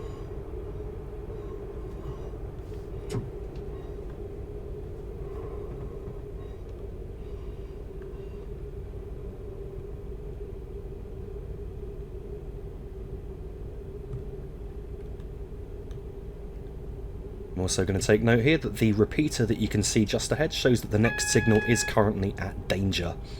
So that's when you see the repeater with the black line facing horizontally. If it's facing in a diagonal direction, then the signal is off. You don't know that it's necessarily green, but it's definitely off. So I just applied slightly harder braking than usual there, as we weren't slowing down quite quick enough, but we're now stopped in just about the right place.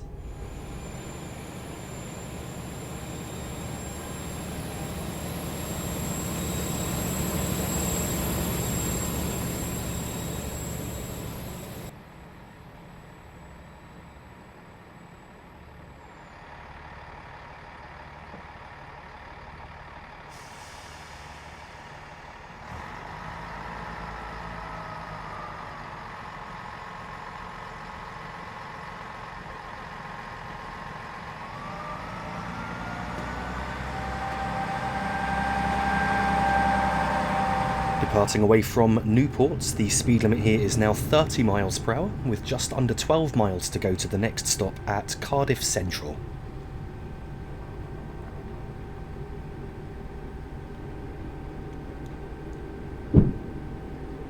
And with the signal just ahead, something's a little bit unrealistic there.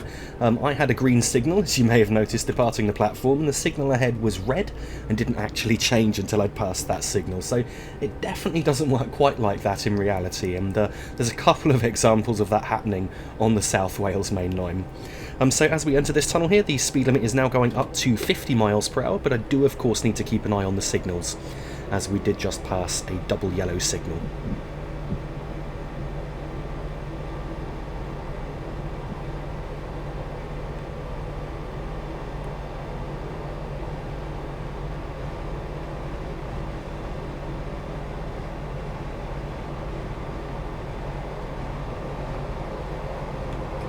I'm now going to cut off the power at around 45 miles per hour. That signal ahead, just to point out, is not for our track, but for the track to the right-hand side.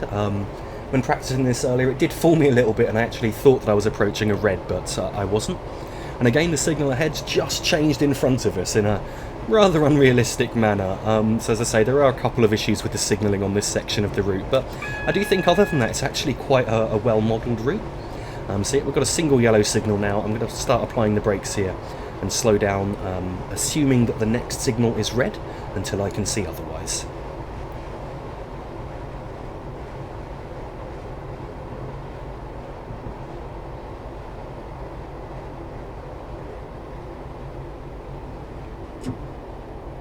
And it looks like we've got a yellow signal ahead, so I'll just start giving us a bit of power now. So we're now passing Alexandra Dock sidings on the left-hand side. And I should have mentioned a moment ago that the speed limit went up to 75 miles per hour.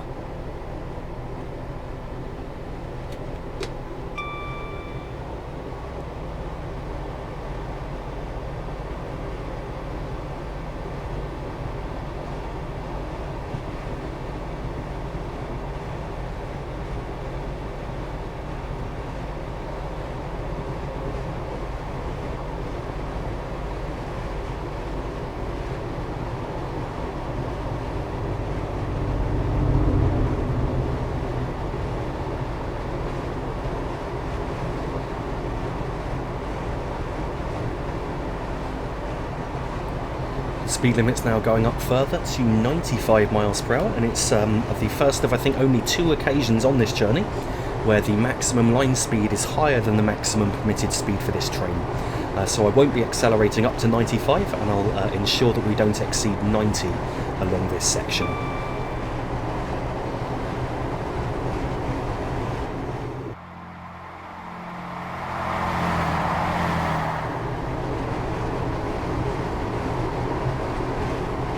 As the speed limit went up to 95, we had around 10 miles to go.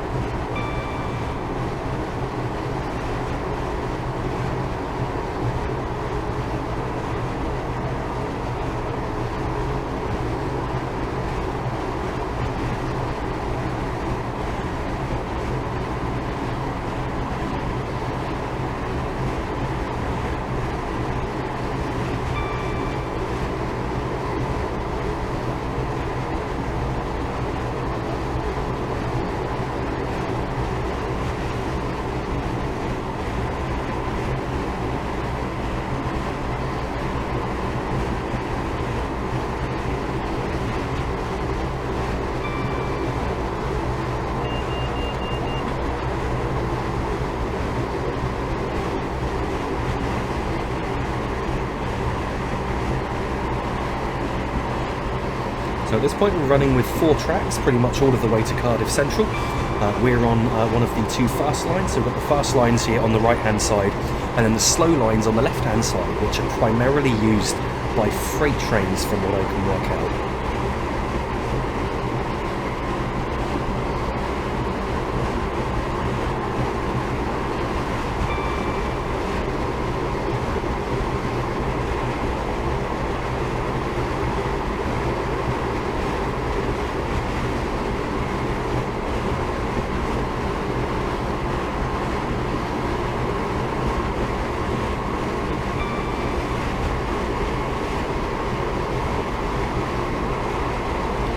As we get towards 90 miles per hour, once again I'm going to be going between notches 3 and 4 of power to try and maintain that speed.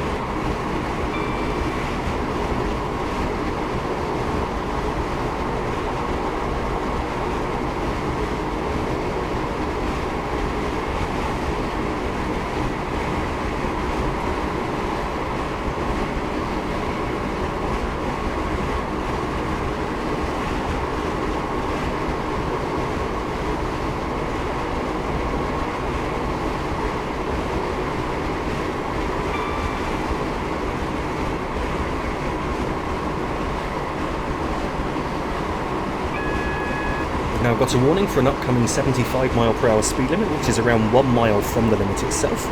So I've just shut off the power at this point to allow the train to coast. In a moment we're going to be passing Wentz Lug freight loops on the left hand side, and I'm going to apply the brakes for the upcoming 75 as we reach this signal just here.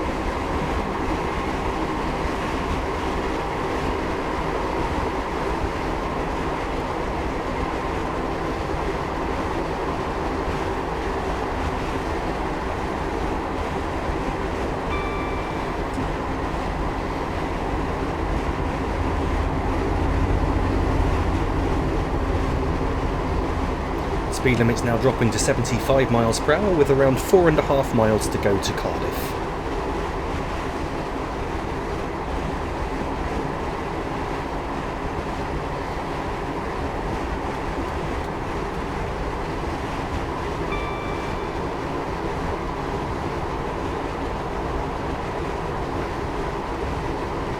So what I'm looking out for now, in a moment, we will be slowing down for an upcoming 40 mile per hour speed limit that isn't very well signposted, so you wouldn't know that you were coming up on it necessarily without the HUD being turned on. So what I'm going to be looking out for is some tracks are going to diverge on the left side to form Pengham sidings, and at that point I'm then going to start braking for an upcoming 40 speed limit, which comes into force as we cross a junction to go to those tracks, and on the left, and in fact we're going to be going to the far left track for our journey into Cardiff Central.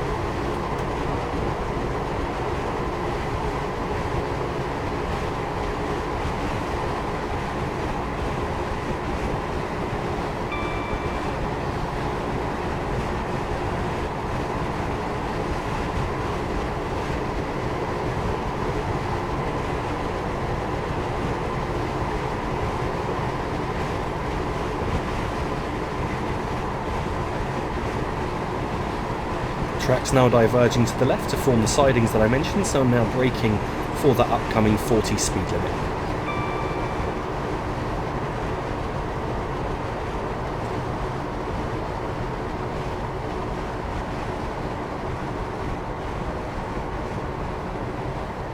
And we've got the instruction here. Hello driver, please treat the signal ahead as green with a left hand illuminated feather. So that's indicating then that we are turning to the far left track.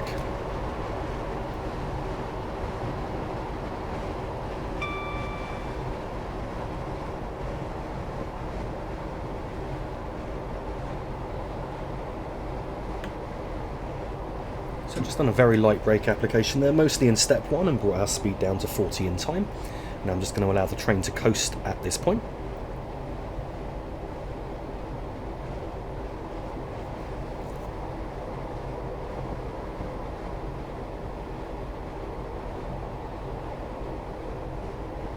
And I can go between notches 1 and 2 of power just to ensure that we don't lose too much speed. So I'm just going to go up to notch 2 for a moment, just to bring us that bit closer back towards 40.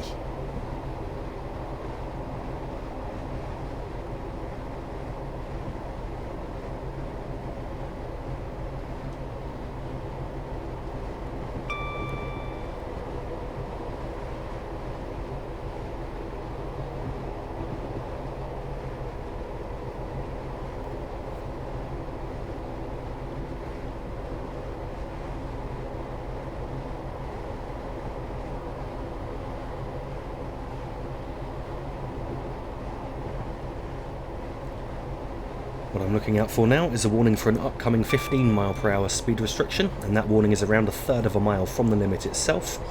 So at that point I'll shut off all power and start applying the brakes just after that warning to ensure that we slow down to 15 in time.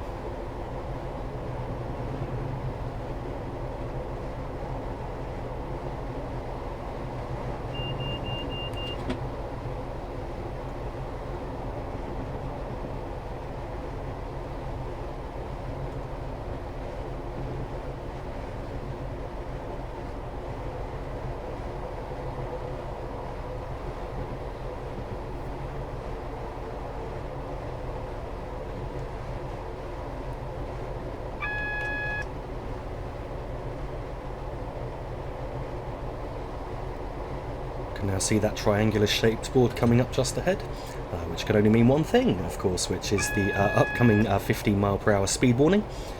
And now we've just passed that, I'm just going to make a light brake, step 1 brake application, should I say, just to start bringing our speed down. I'll adjust the braking as we get closer to that 15 limit if necessary.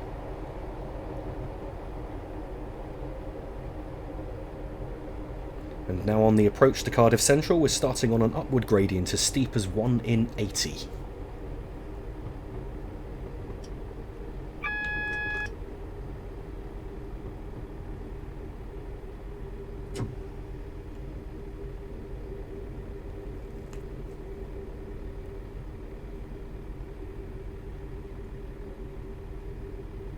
I'm now just going to allow the train to coast at 15 for a moment. The gradient has levelled out and now it's going to steepen again, as mentioned, to 1 in 80, and I'm just going to have to give us a little bit of power to ensure that we don't lose too much speed here. I also note that the cloud's now blowing in quite a bit more significantly, so it looks like it's going to rain soon.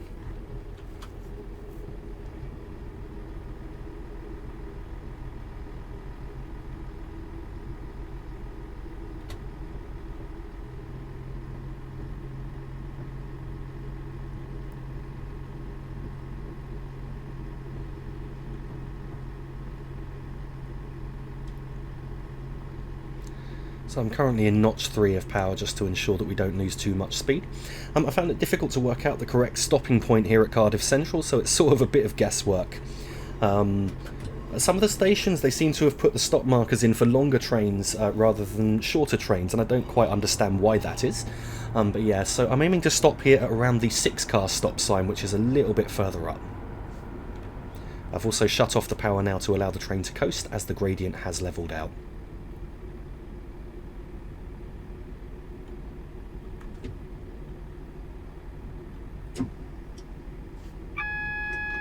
We're now coming up on the 6-car stop sign on the right hand side, which is right near the end of the roof there.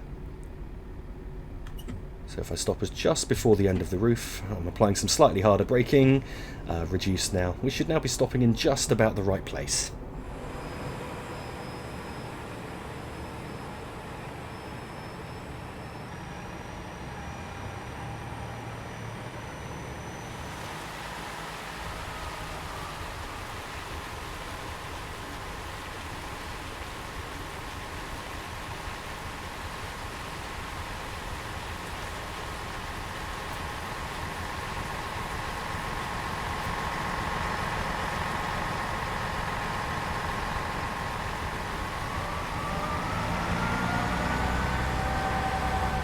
As we depart away from Cardiff Central, it's absolutely started to piss it down here.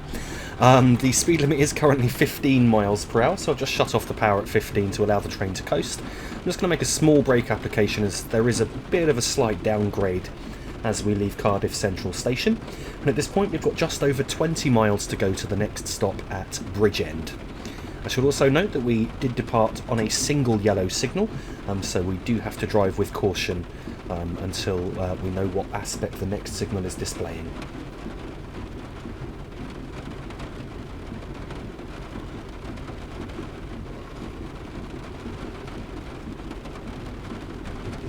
And we just got above 15 there, we just slipped above 15 on the downgrade here.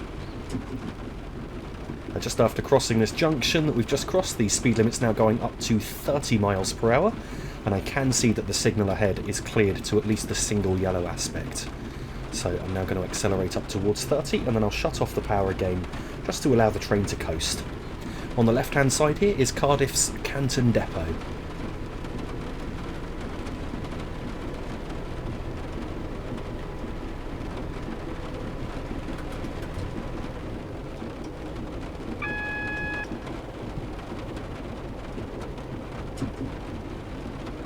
I just gave us a slight brake application. I'll get my words right in a second. I just gave us a slight brake application there, just to control our speed, as we were still on the downward gradient for a moment, but the gradient has now levelled out.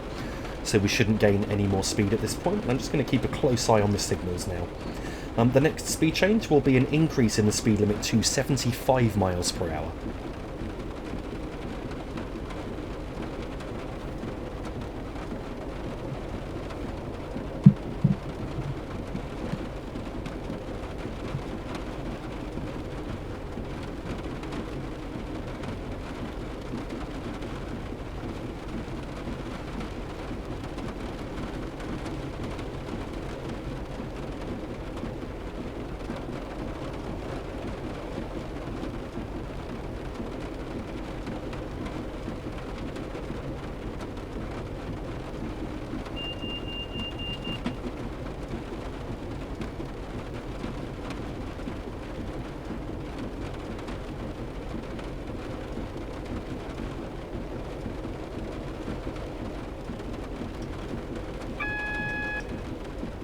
We're now passing the 75 mph speed post, and we're currently under a double yellow signal.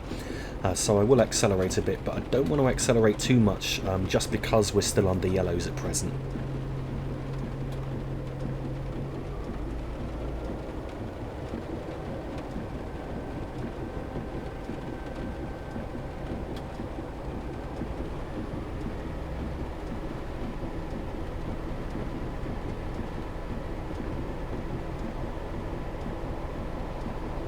See that the signal ahead's now jumped to a green aspect, so I'm now going into full power to accelerate up towards 75, and then when we reach 75 I need to go between notches 3 and 4 of power to maintain that speed.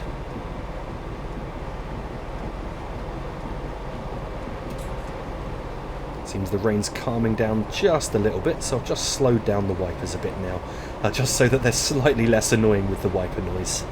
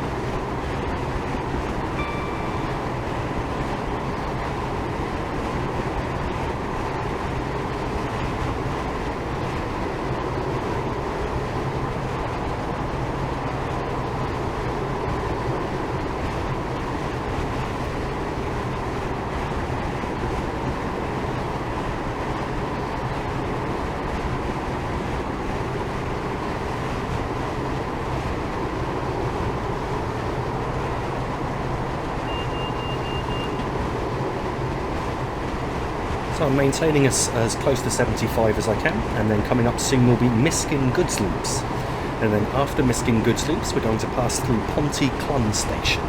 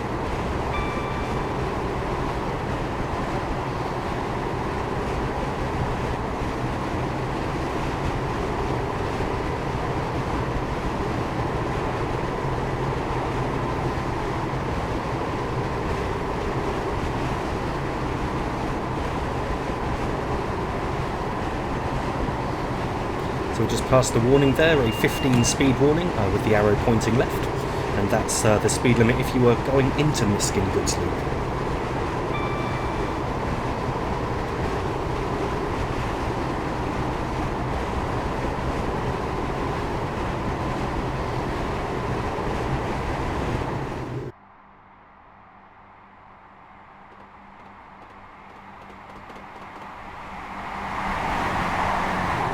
Now passing Miskin Goods Loops.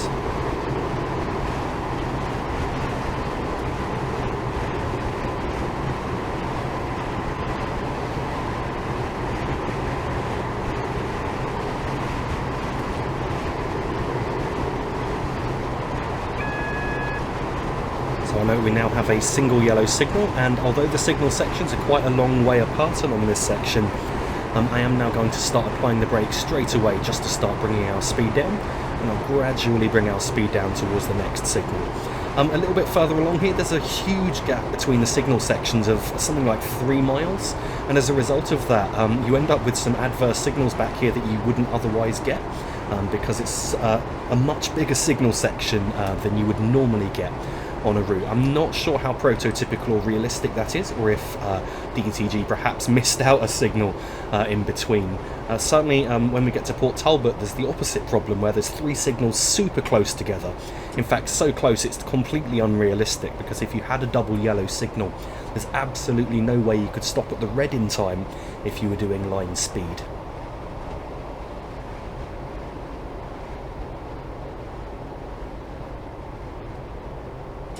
So I've brought our speed right down now, just to try and drive by sight so that I can look out for the signal ahead and then be able to stop if I need to.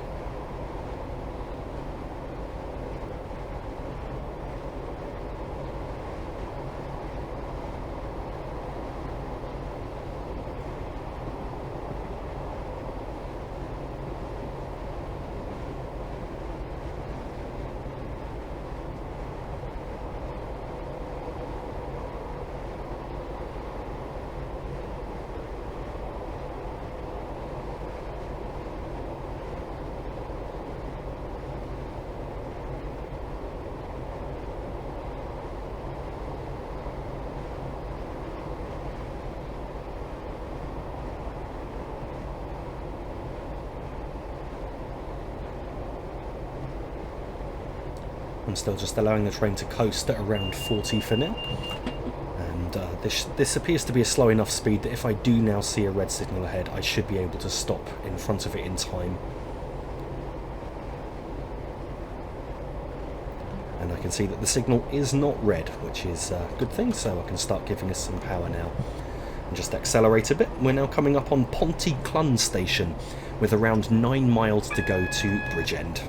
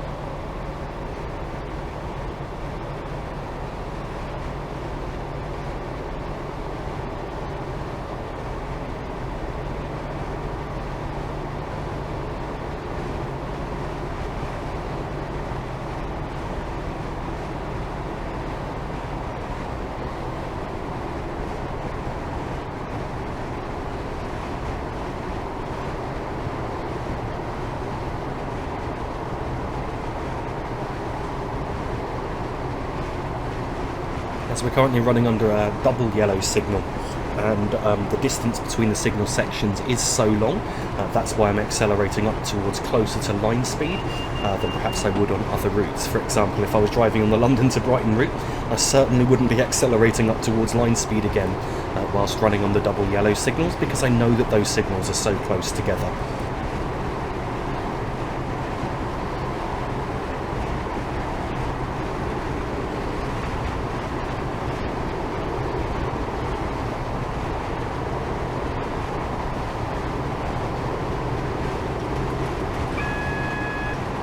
Again, we have a double yellow signal, so I'll continue to accelerate and just try and travel at around line speed for now, but the moment I see a single yellow signal, I'll then apply some brakes just to bring some speed off.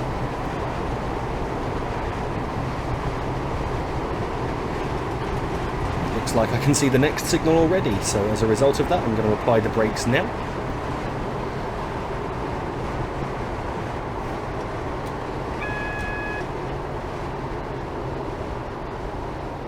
That one's also just jumped to a double yellow.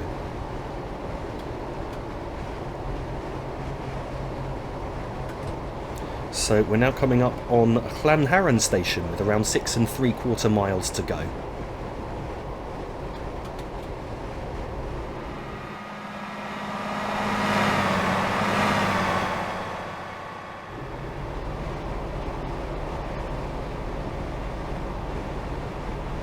So we've now got around 3 miles to go to the next signal. We've got a huge long signal section here, so I don't have to worry too much about slowing down for any signals for a while now. What I'm glad is that that signal did jump to a double yellow just before Llansamlet station, as it means that I don't need to worry about slowing down for that next signal and stopping at it when it's around 3 miles away, because I'm almost certain that signal will clear. But of course, in reality, you couldn't just accelerate and assume a signal, oh, that signal will clear, because then if it doesn't clear, then you would end up potentially, well, spadding, passing a red signal at danger.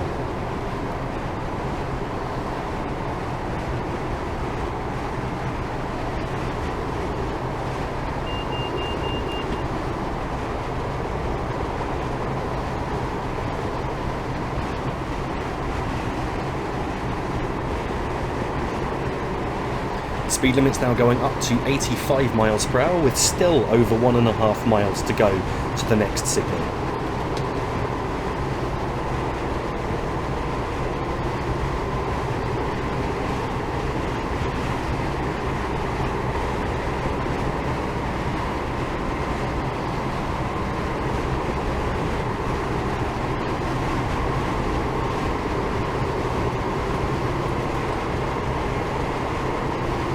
Just shut off the power for a moment and applied some light braking, as I think we're on a slight downward gradient. And I've just released the brakes at around 83. I think the grade has now levelled out, so it's between notches 3 and 4 of power again to maintain the speed at around 85.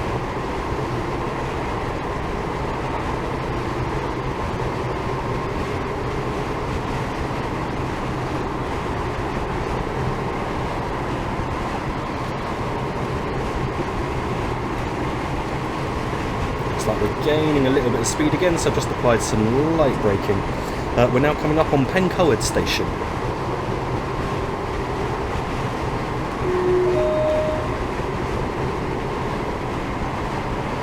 At Pembroke station we then had 1 mile to go to the next signal, so that's where you would be slowing down for the upcoming signal. So if the one before the previous stop, should I say before the previous station, was a single yellow, then you'd need to be putting on the brakes as you pass through Pembroke station.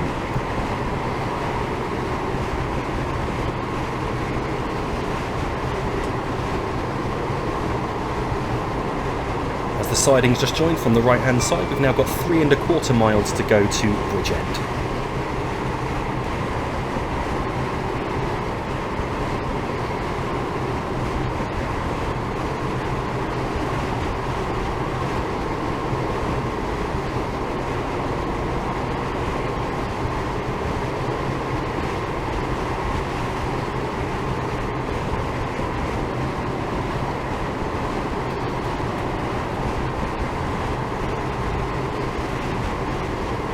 What I'm looking out for along here now is a warning for an upcoming 60 mph speed limit, which is 2/3 of a mile from the limit itself.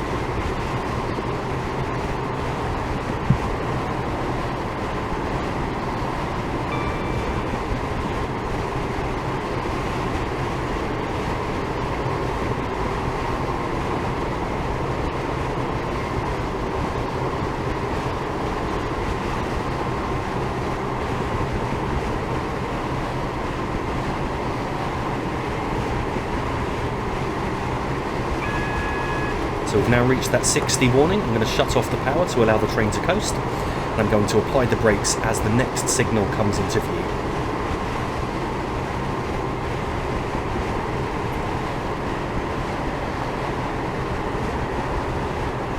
So that next signal came into view. I made a step 2 brake application, which should bring our speed off quite nicely. Then as we get to 60, I'll just release the brakes and allow the train to coast.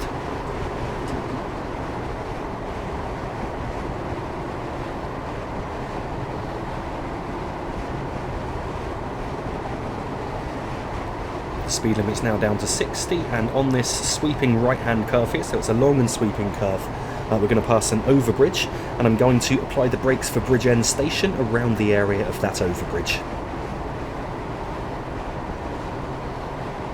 So the overbridge is now just coming up ahead, and I'm now going to start applying the brakes.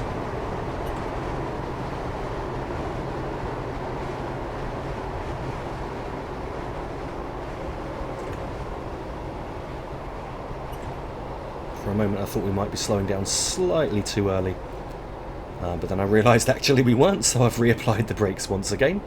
Here at Bridgend station, we need to stop at the 3 to 4 car stop sign, which is coming up in a moment by the second footbridge you can see.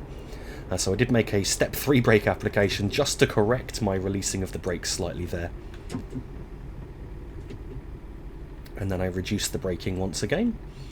And I'm just looking out for that stop sign now. You can see it just coming up, the 3 and 4 car stop sign.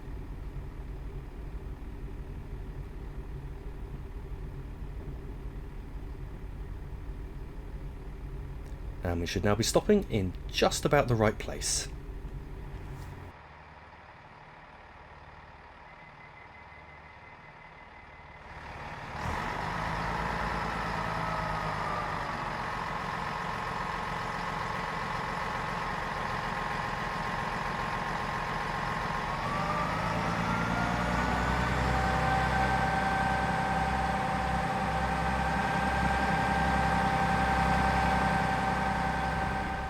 Departing away from Bridgend, the speed limit here is 60 mph, though soon going up to 90 mph, with around 6 miles to go to the next stop, which is Pyle.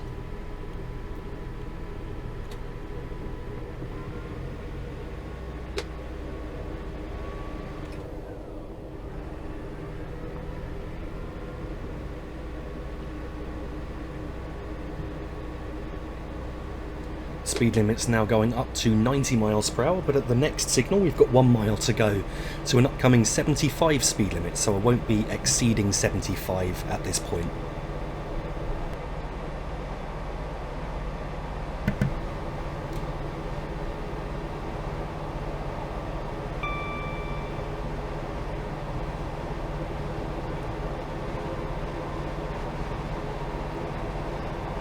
So we've now got around 1 mile to go to the upcoming 75 speed limit.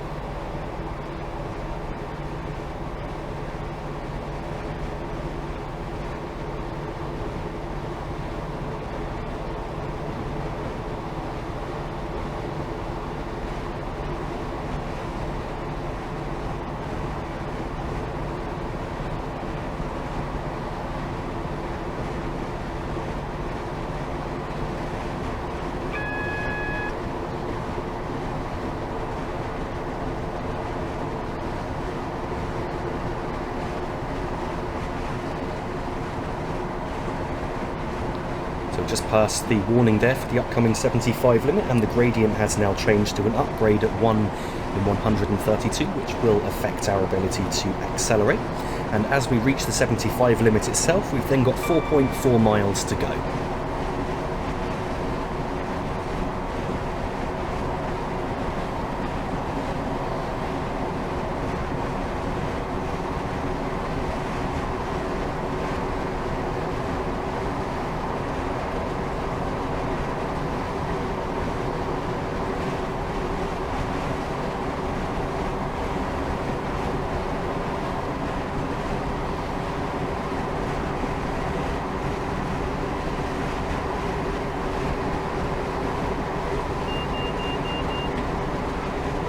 as we now approach 75 miles per hour. I'm once again going to use notches 3 to 4 of power to maintain that speed, and then I'm looking out for a further increase in the speed limit now to 85 miles per hour.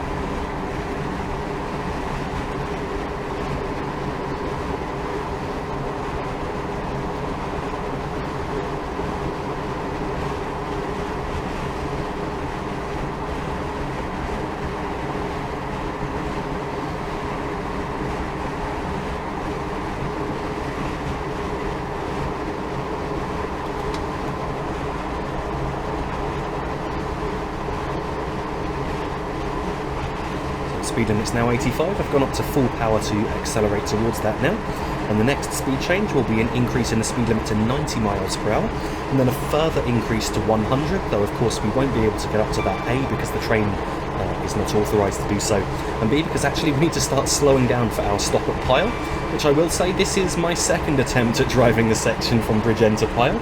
The first attempt went spectacularly wrong as I sail through Pyle station at about 85 miles per hour, so I'm hoping that I get it right on this second attempt to drive this section.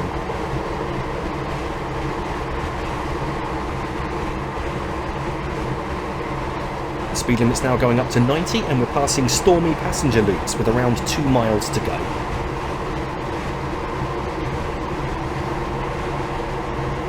In a moment, the speed limit's going up to 100, and at that point we're about to start a long downward gradient all of the way to Pyle station and beyond of 1 in 93, which will affect our braking.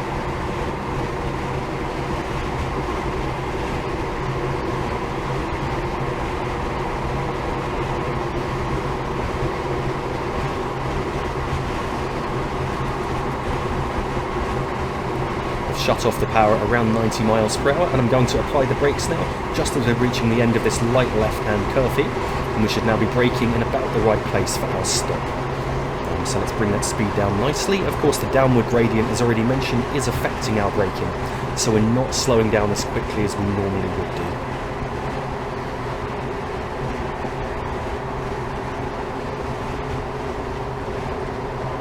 Not sure if we're slowing down quick enough. I just applied some harder braking, and then we got immediate wheel slide, so hopefully the system will bring it under control enough that we can bring our speed down in time.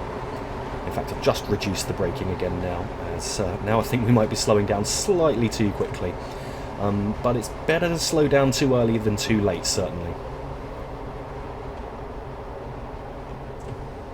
I can now see the platform coming up just ahead, and here at Pyle station I want to stop at the S sign, which is at the end of the platform.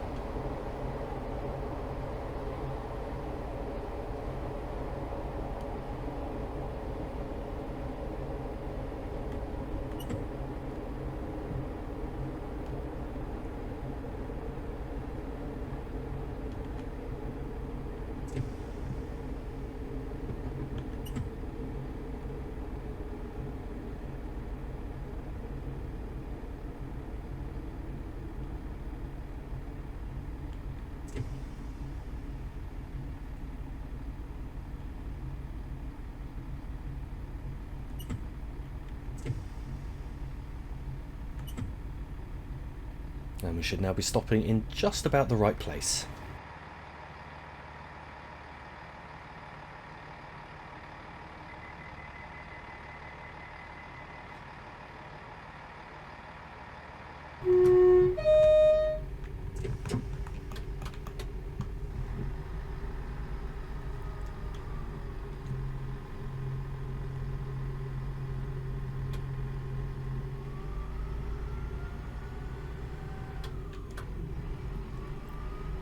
Departing away from Pyle, the speed limit here is still 100 miles per hour, though for us 90 miles per hour, with around 6.3 miles to go to the next stop at Talbot Parkway, and we're starting here on a down 1 in 102 gradient, so that should help with our acceleration.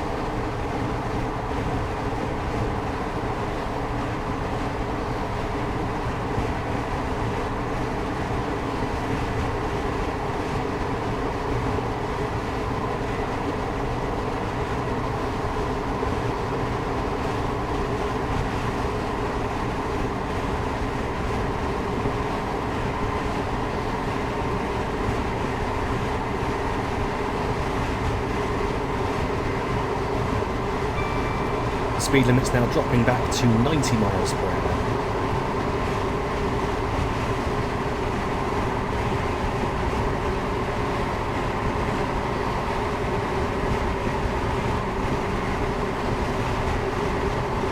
Now coming up on Margam Yard, and we've got the Port Talbot Steelworks coming up shortly. So what I'm looking out for now is what I mentioned earlier actually, 3 signals very unrealistically close together, so close in fact that if you had a double yellow there's no way you could stop at that red. But at the third of those signals there's a warning for an upcoming 70 mile per hour speed limit.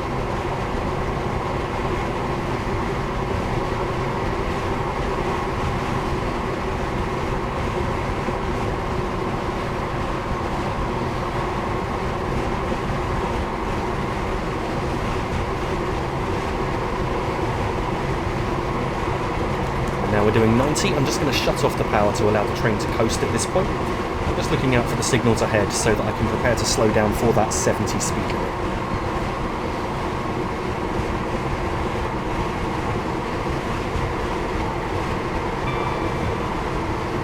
And again you can see the following signal is red and all of a sudden, bam, it jumps to green. Again, totally unrealistic. I do hope that at some point the signals get fixed on this route, unless they have already, and I'm just not aware of the fix, in which case please do let me know in the comments. So we've now got the warning for the upcoming 70 limit. I'm now going to start braking for that.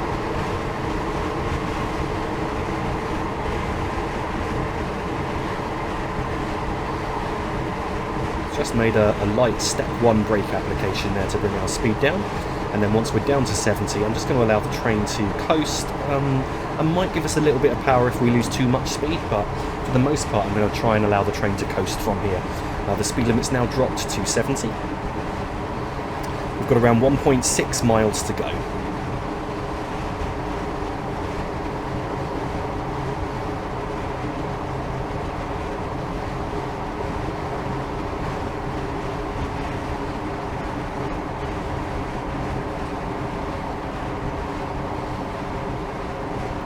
Losing some speed here on this short upward gradient that we're currently on, but in a moment we're going to start applying the brakes for our stops. So I'm looking out now for a signal gantry which is coming up in a moment, if I remember correctly, for signals facing in the opposite direction, and then a track diverging to the left off our track. So I'm going to apply the brakes at that signal gantry, which I think I can see coming up just ahead.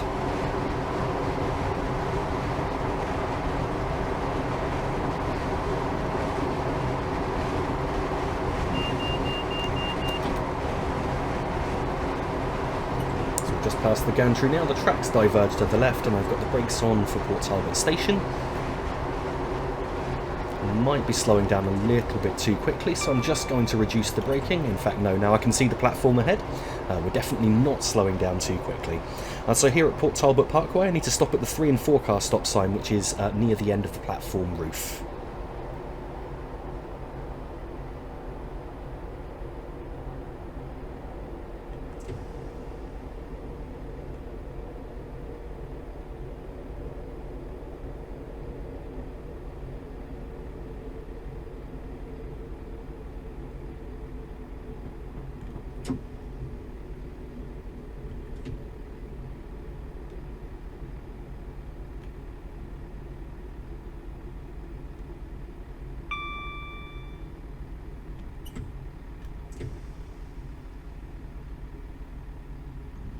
So I'm just trying to bring us to a stop just by the end of the roof, and we should now be stopping in just about the right place.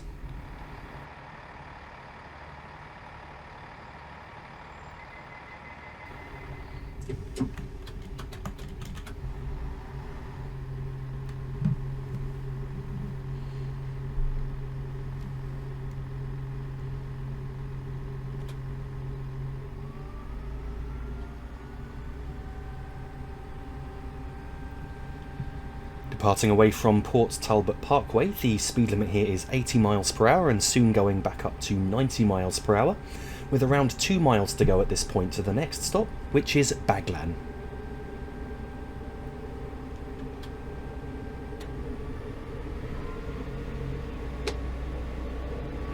So as I mentioned earlier, the stops are getting a lot closer together now, and we're certainly not going to be able to get up to line speed before we have to start slowing down again for the next stop. So the speed limit, as I said, will shortly be going up to 90. As the speed limit goes up to 90, we've got around 1.6 miles to go.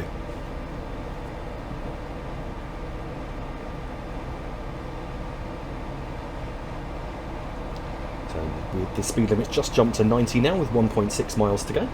The next signal, we've got around 1.1 miles to go. I'm not going to accelerate above about 60 miles per hour at this point, and I'm just going to allow the train to coast once we get to 60.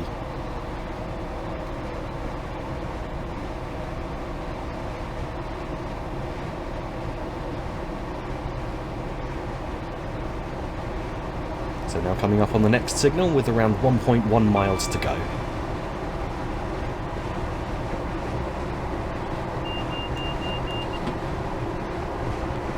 Now doing 60, so I've shut off the power at this point, and I'm going to apply the brakes around the area of the next signal that you can see just coming up in the distance there.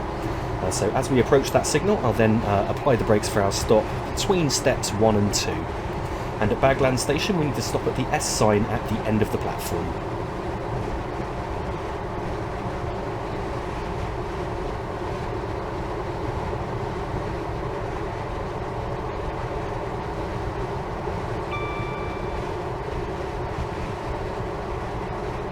I've just made an initial step 1 brake application, and I will increase that as we get closer if necessary.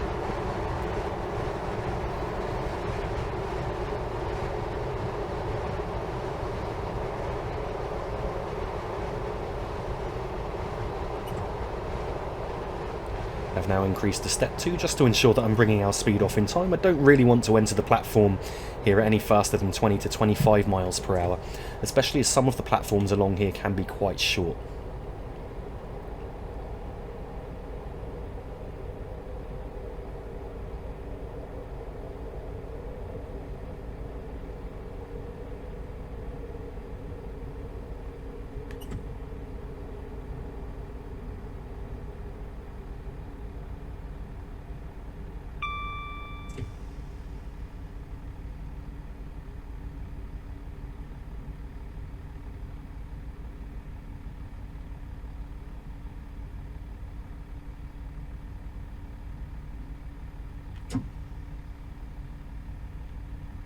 We should now be stopping in just about the right place.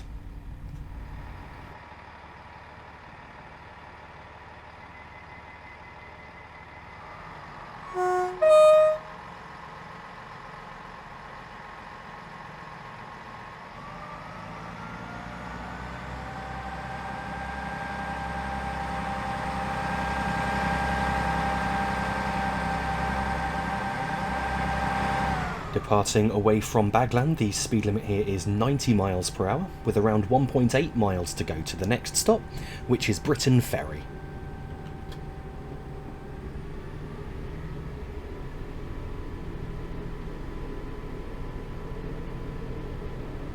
So we've just passed the first signal out of Baglan station. As we get to the next signal, we've then got around 1.2 miles to go.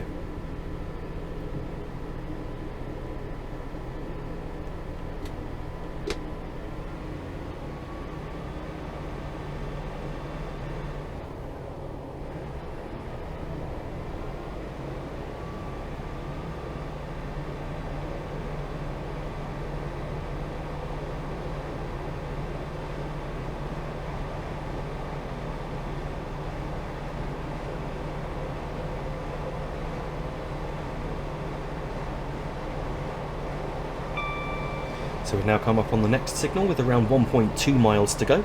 Once again, I don't intend to accelerate above 60 miles per hour between these two stops, so I'm going to shut off the power as we get to 60, and then I'm going to apply the brakes at the next signal.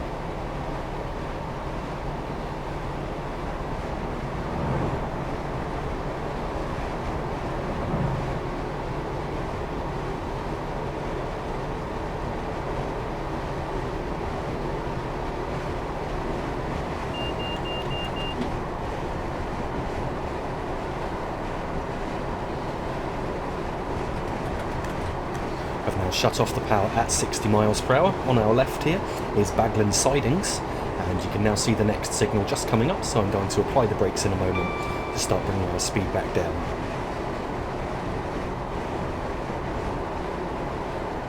So I've made an initial step 1 brake application, now I'm increasing to step 2. And I'll adjust the braking as we get closer to our stop. So I've got a warning there for an upcoming 70 mph speed limit.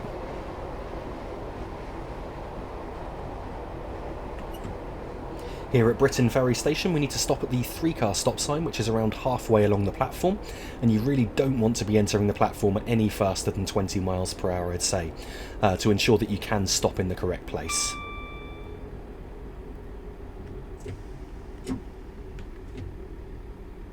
In fact, I've entered here at 15 mph, and you can see there's a ramp going up there off the platform, and the 3-car stop sign is just a little bit beyond that. You can see that just coming up on the left now.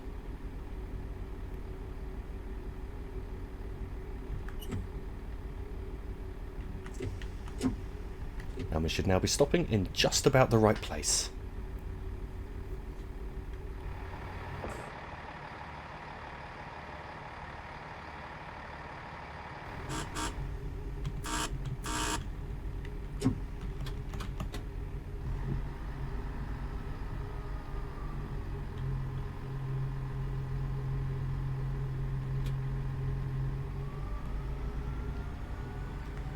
Departing away from Briton Ferry, the speed limit here is 90 mph, though soon dropping down to 70, and we've got around 1.8 miles to go to the next stop, which is Neath.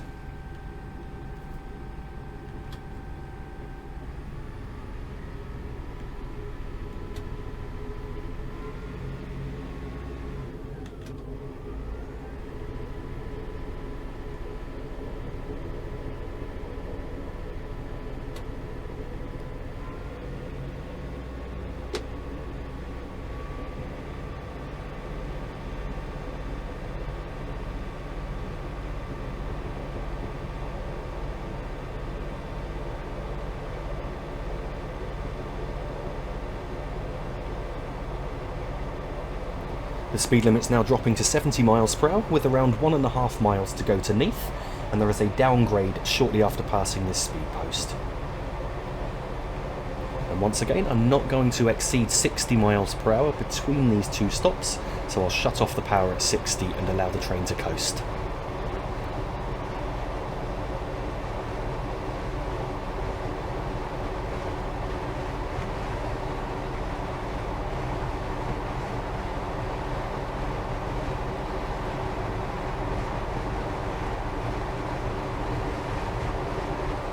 Not quite sure why, but earlier on when I was driving this journey there was actually a bit more rain than I'm getting now, and I'm not quite sure what happened there.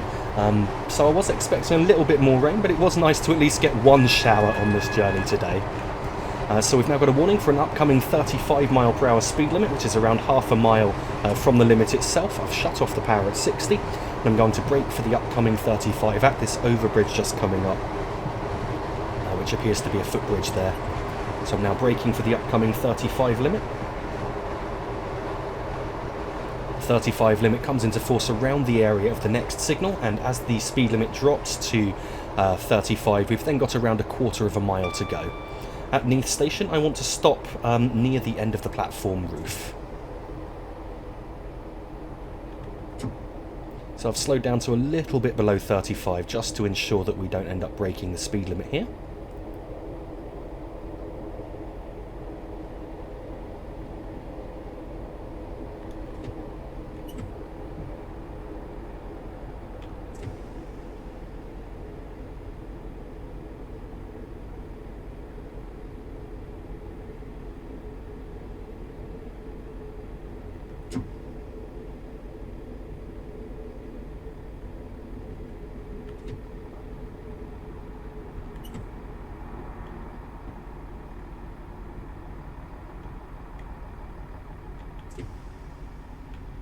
So I'm going to go just a little bit beyond the roof actually, as I didn't see a stop marker there. And if I remember correctly, if there are no stop markers for your length of train, then you're supposed to stop at the next stop marker up, which in this case will be the 6-car stop marker just coming up on the left. And we should now be stopping in just about the right place.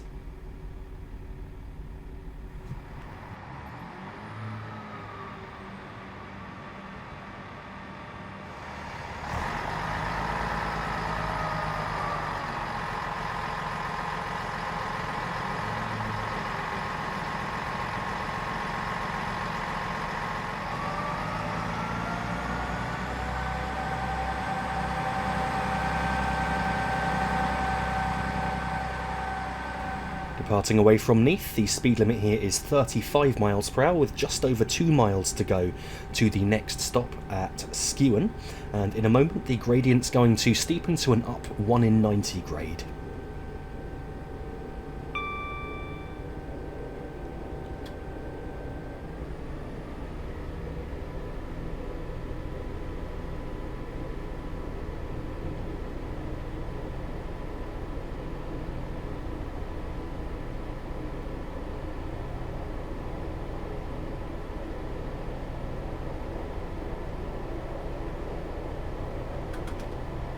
So I'm just cutting the power back now to ensure that we don't break the speed limit here. We're about to start climbing on that 1 in 90 grade, and then the speed limit will be increasing to 75 miles per hour.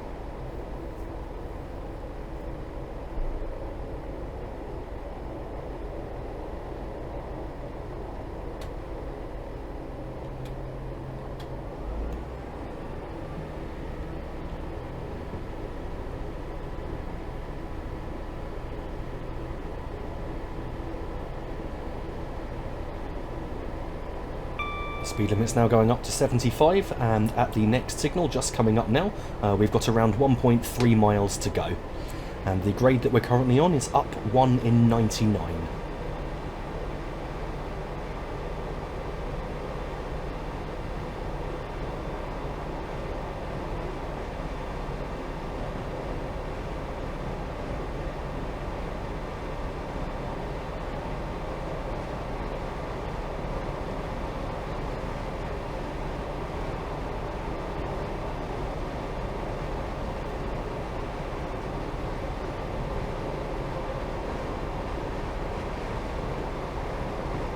What I'm looking out for now is an overbridge on a right-hand curve.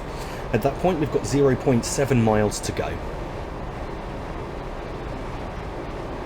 So we're just coming up on that overbridge now. I'm going to shut off the power and allow the train to coast as the next signal comes into view, and then I'm going to apply the brakes step 1 as we pass that signal.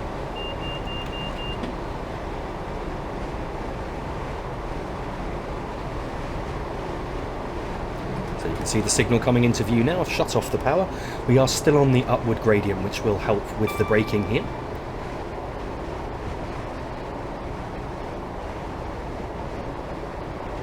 And we're now passing that signal, so I've made a step 1 brake application, which I will adjust as we get closer to the station. So I'm just looking out for the platforms to come into view now.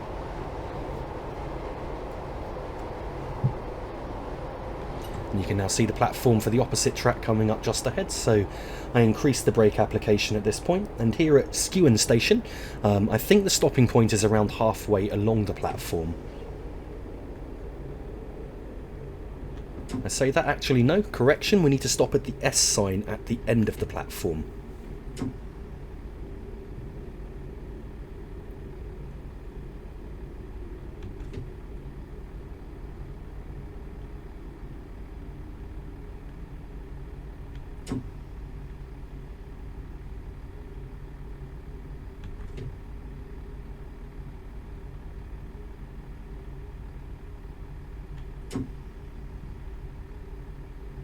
And we should now be stopping in just about the right place.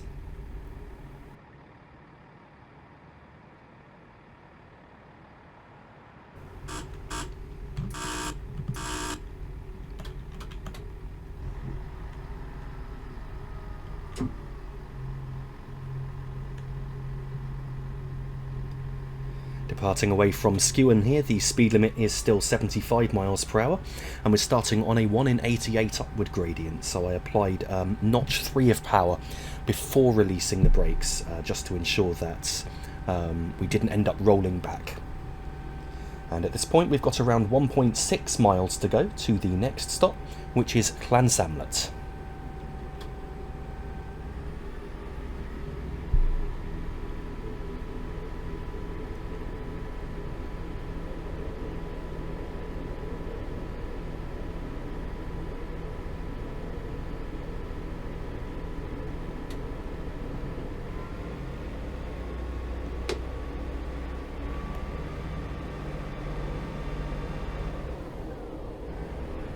I was hoping we were going to get up to full power there without any wheel slip, but unfortunately it did kick in just below 30. So we're now reaching a 65 mile per hour speed warning with with 0.5 miles to go to the 65 limit itself. So what I'm looking out for now will be the 65 mile per hour speed post, and then at that point I'm going to shut off the power and allow the train to coast.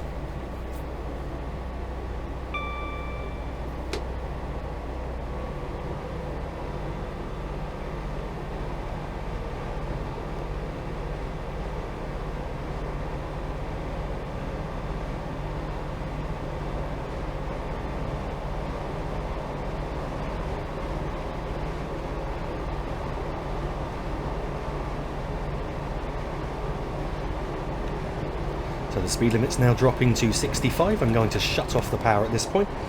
I'm going to apply the brakes shortly at the start of a left-hand curve which has 3 overbridges very close together.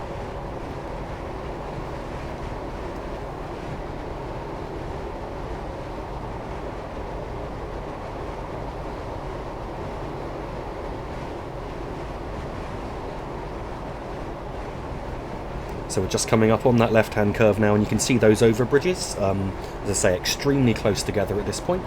I'm going to start applying the brakes for our stop now. You do need to take care when coming to a stop at Llansamlet, because there is a short downgrade of 1 in 91 before the station, which will affect your braking abilities. And here at Llansamlet station, I need to stop at the S sign at the end of the platform. It's also a very short platform, so you don't really want to enter the platform any faster than around 20 miles per hour.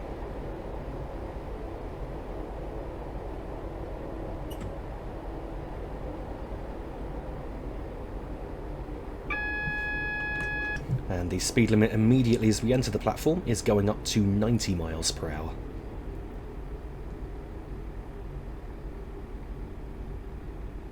And just to point out, the AWS warning we just had is for the Morpeth board you can see coming up.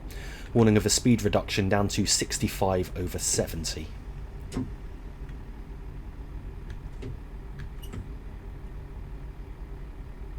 And we should now be stopping in just about the right place.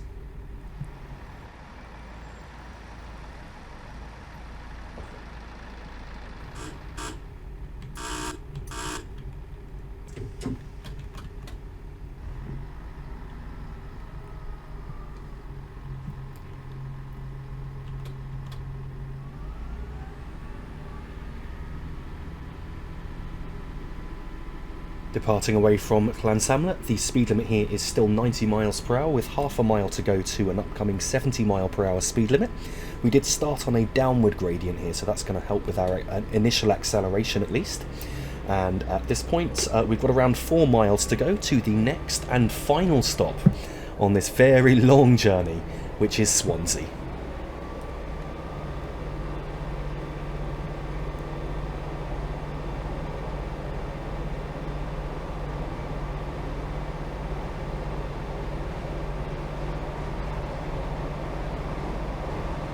So as we travel along here, we're going to be on quite a long downward grade. I'm not going to accelerate above 65 with the power on, and I'll shut off the power at 65 just to allow the train to coast. So the speed limit's now dropped to 70 miles per hour with around 3.5 miles to go.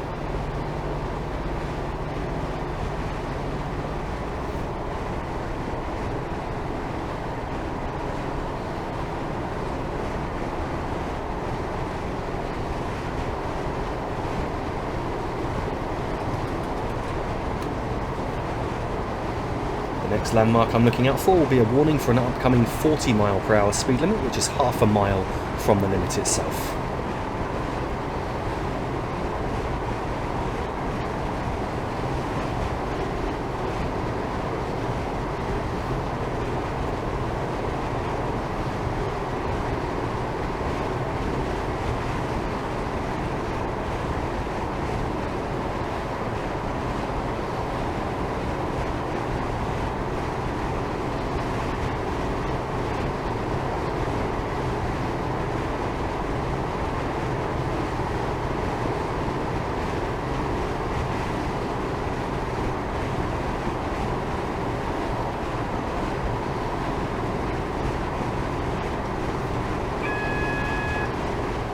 we've now got the warning for the upcoming 40 limit, and I'm just going to start applying the brakes up to step 2 at this point, as that limit comes into force shortly after the next signal.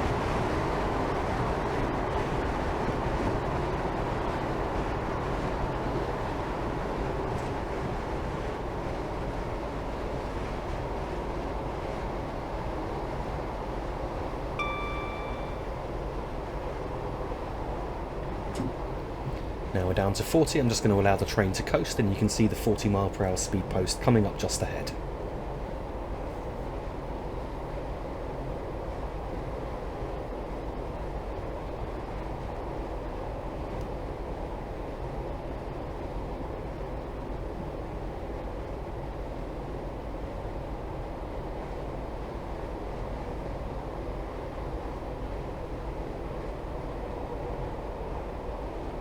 Now about to start on a downward gradient at the end of this curve here, so I will use the brakes to control the speed if necessary.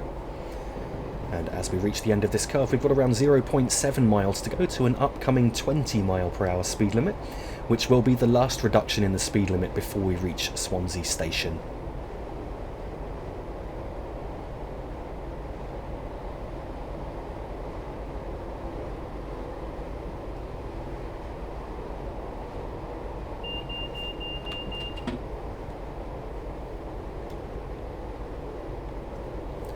So now starting on that downward grade that I mentioned a moment ago, we are going to gain a little bit of speed here.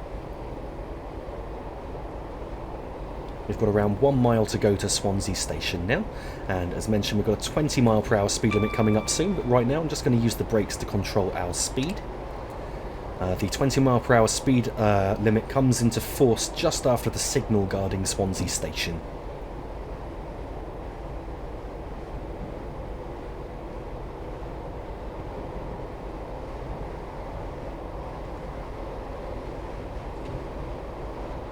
You can now see there's a single yellow signal coming up in the distance, or I think that's a single and not a double. Certainly the 20 mph speed limit comes into force around the area of that signal, and so I'm preparing to slow down now and just bring our speed off gently, and there's a warning for the upcoming 20 here as well.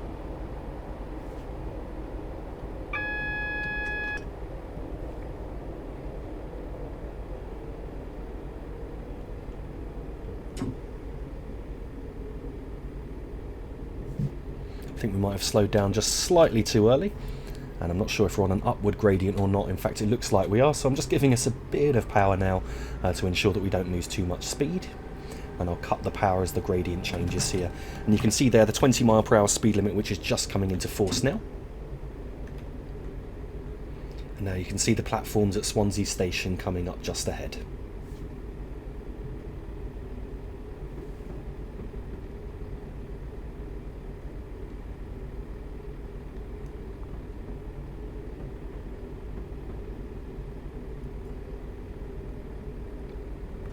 So I'm just going to slow now down to 15 for the entrance to the platform. I want to be down to 10 mph by halfway along the platform. And then I want to stop, gradually slow to a stop just as the buffers disappear at the end. So although this isn't the terminus of this particular train, and this train continues on through South Wales, Swansea is a terminus station, so trains here continuing on through South Wales actually have to do a reversal. So this train will now reverse out of Swansea and continue towards Cwmbran and Pembroke Dock.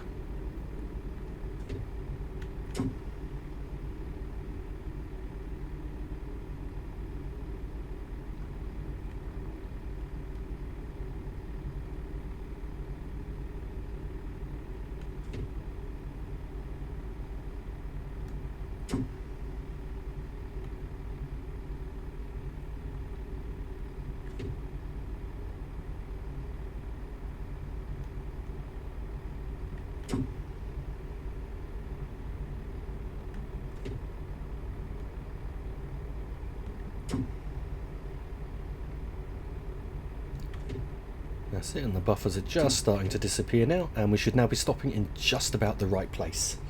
So I just wanted to say, if you've got this far in the video, then thank you very much for watching. I do hope that you enjoyed it. Certainly if you'd like to see more longer episodes in the future on the channel, then please do let me know. I won't be dropping too many of them because they do involve so much work, but I'm going to try and drop one once in a while, as my comeback to YouTube is now more permanent. So yes, thank you for watching this video. I hope that you enjoyed it. If you did, then please don't forget to like and subscribe.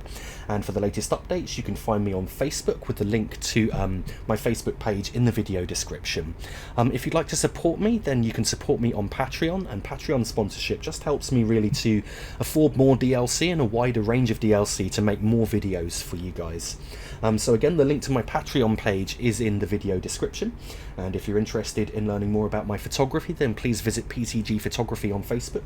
And if you're interested in learning more about what I'm hoping to do in the future in terms of making travel vlog documentaries, then please also go to Facebook and look up PTG Travel. So yeah, once again, thank you for watching.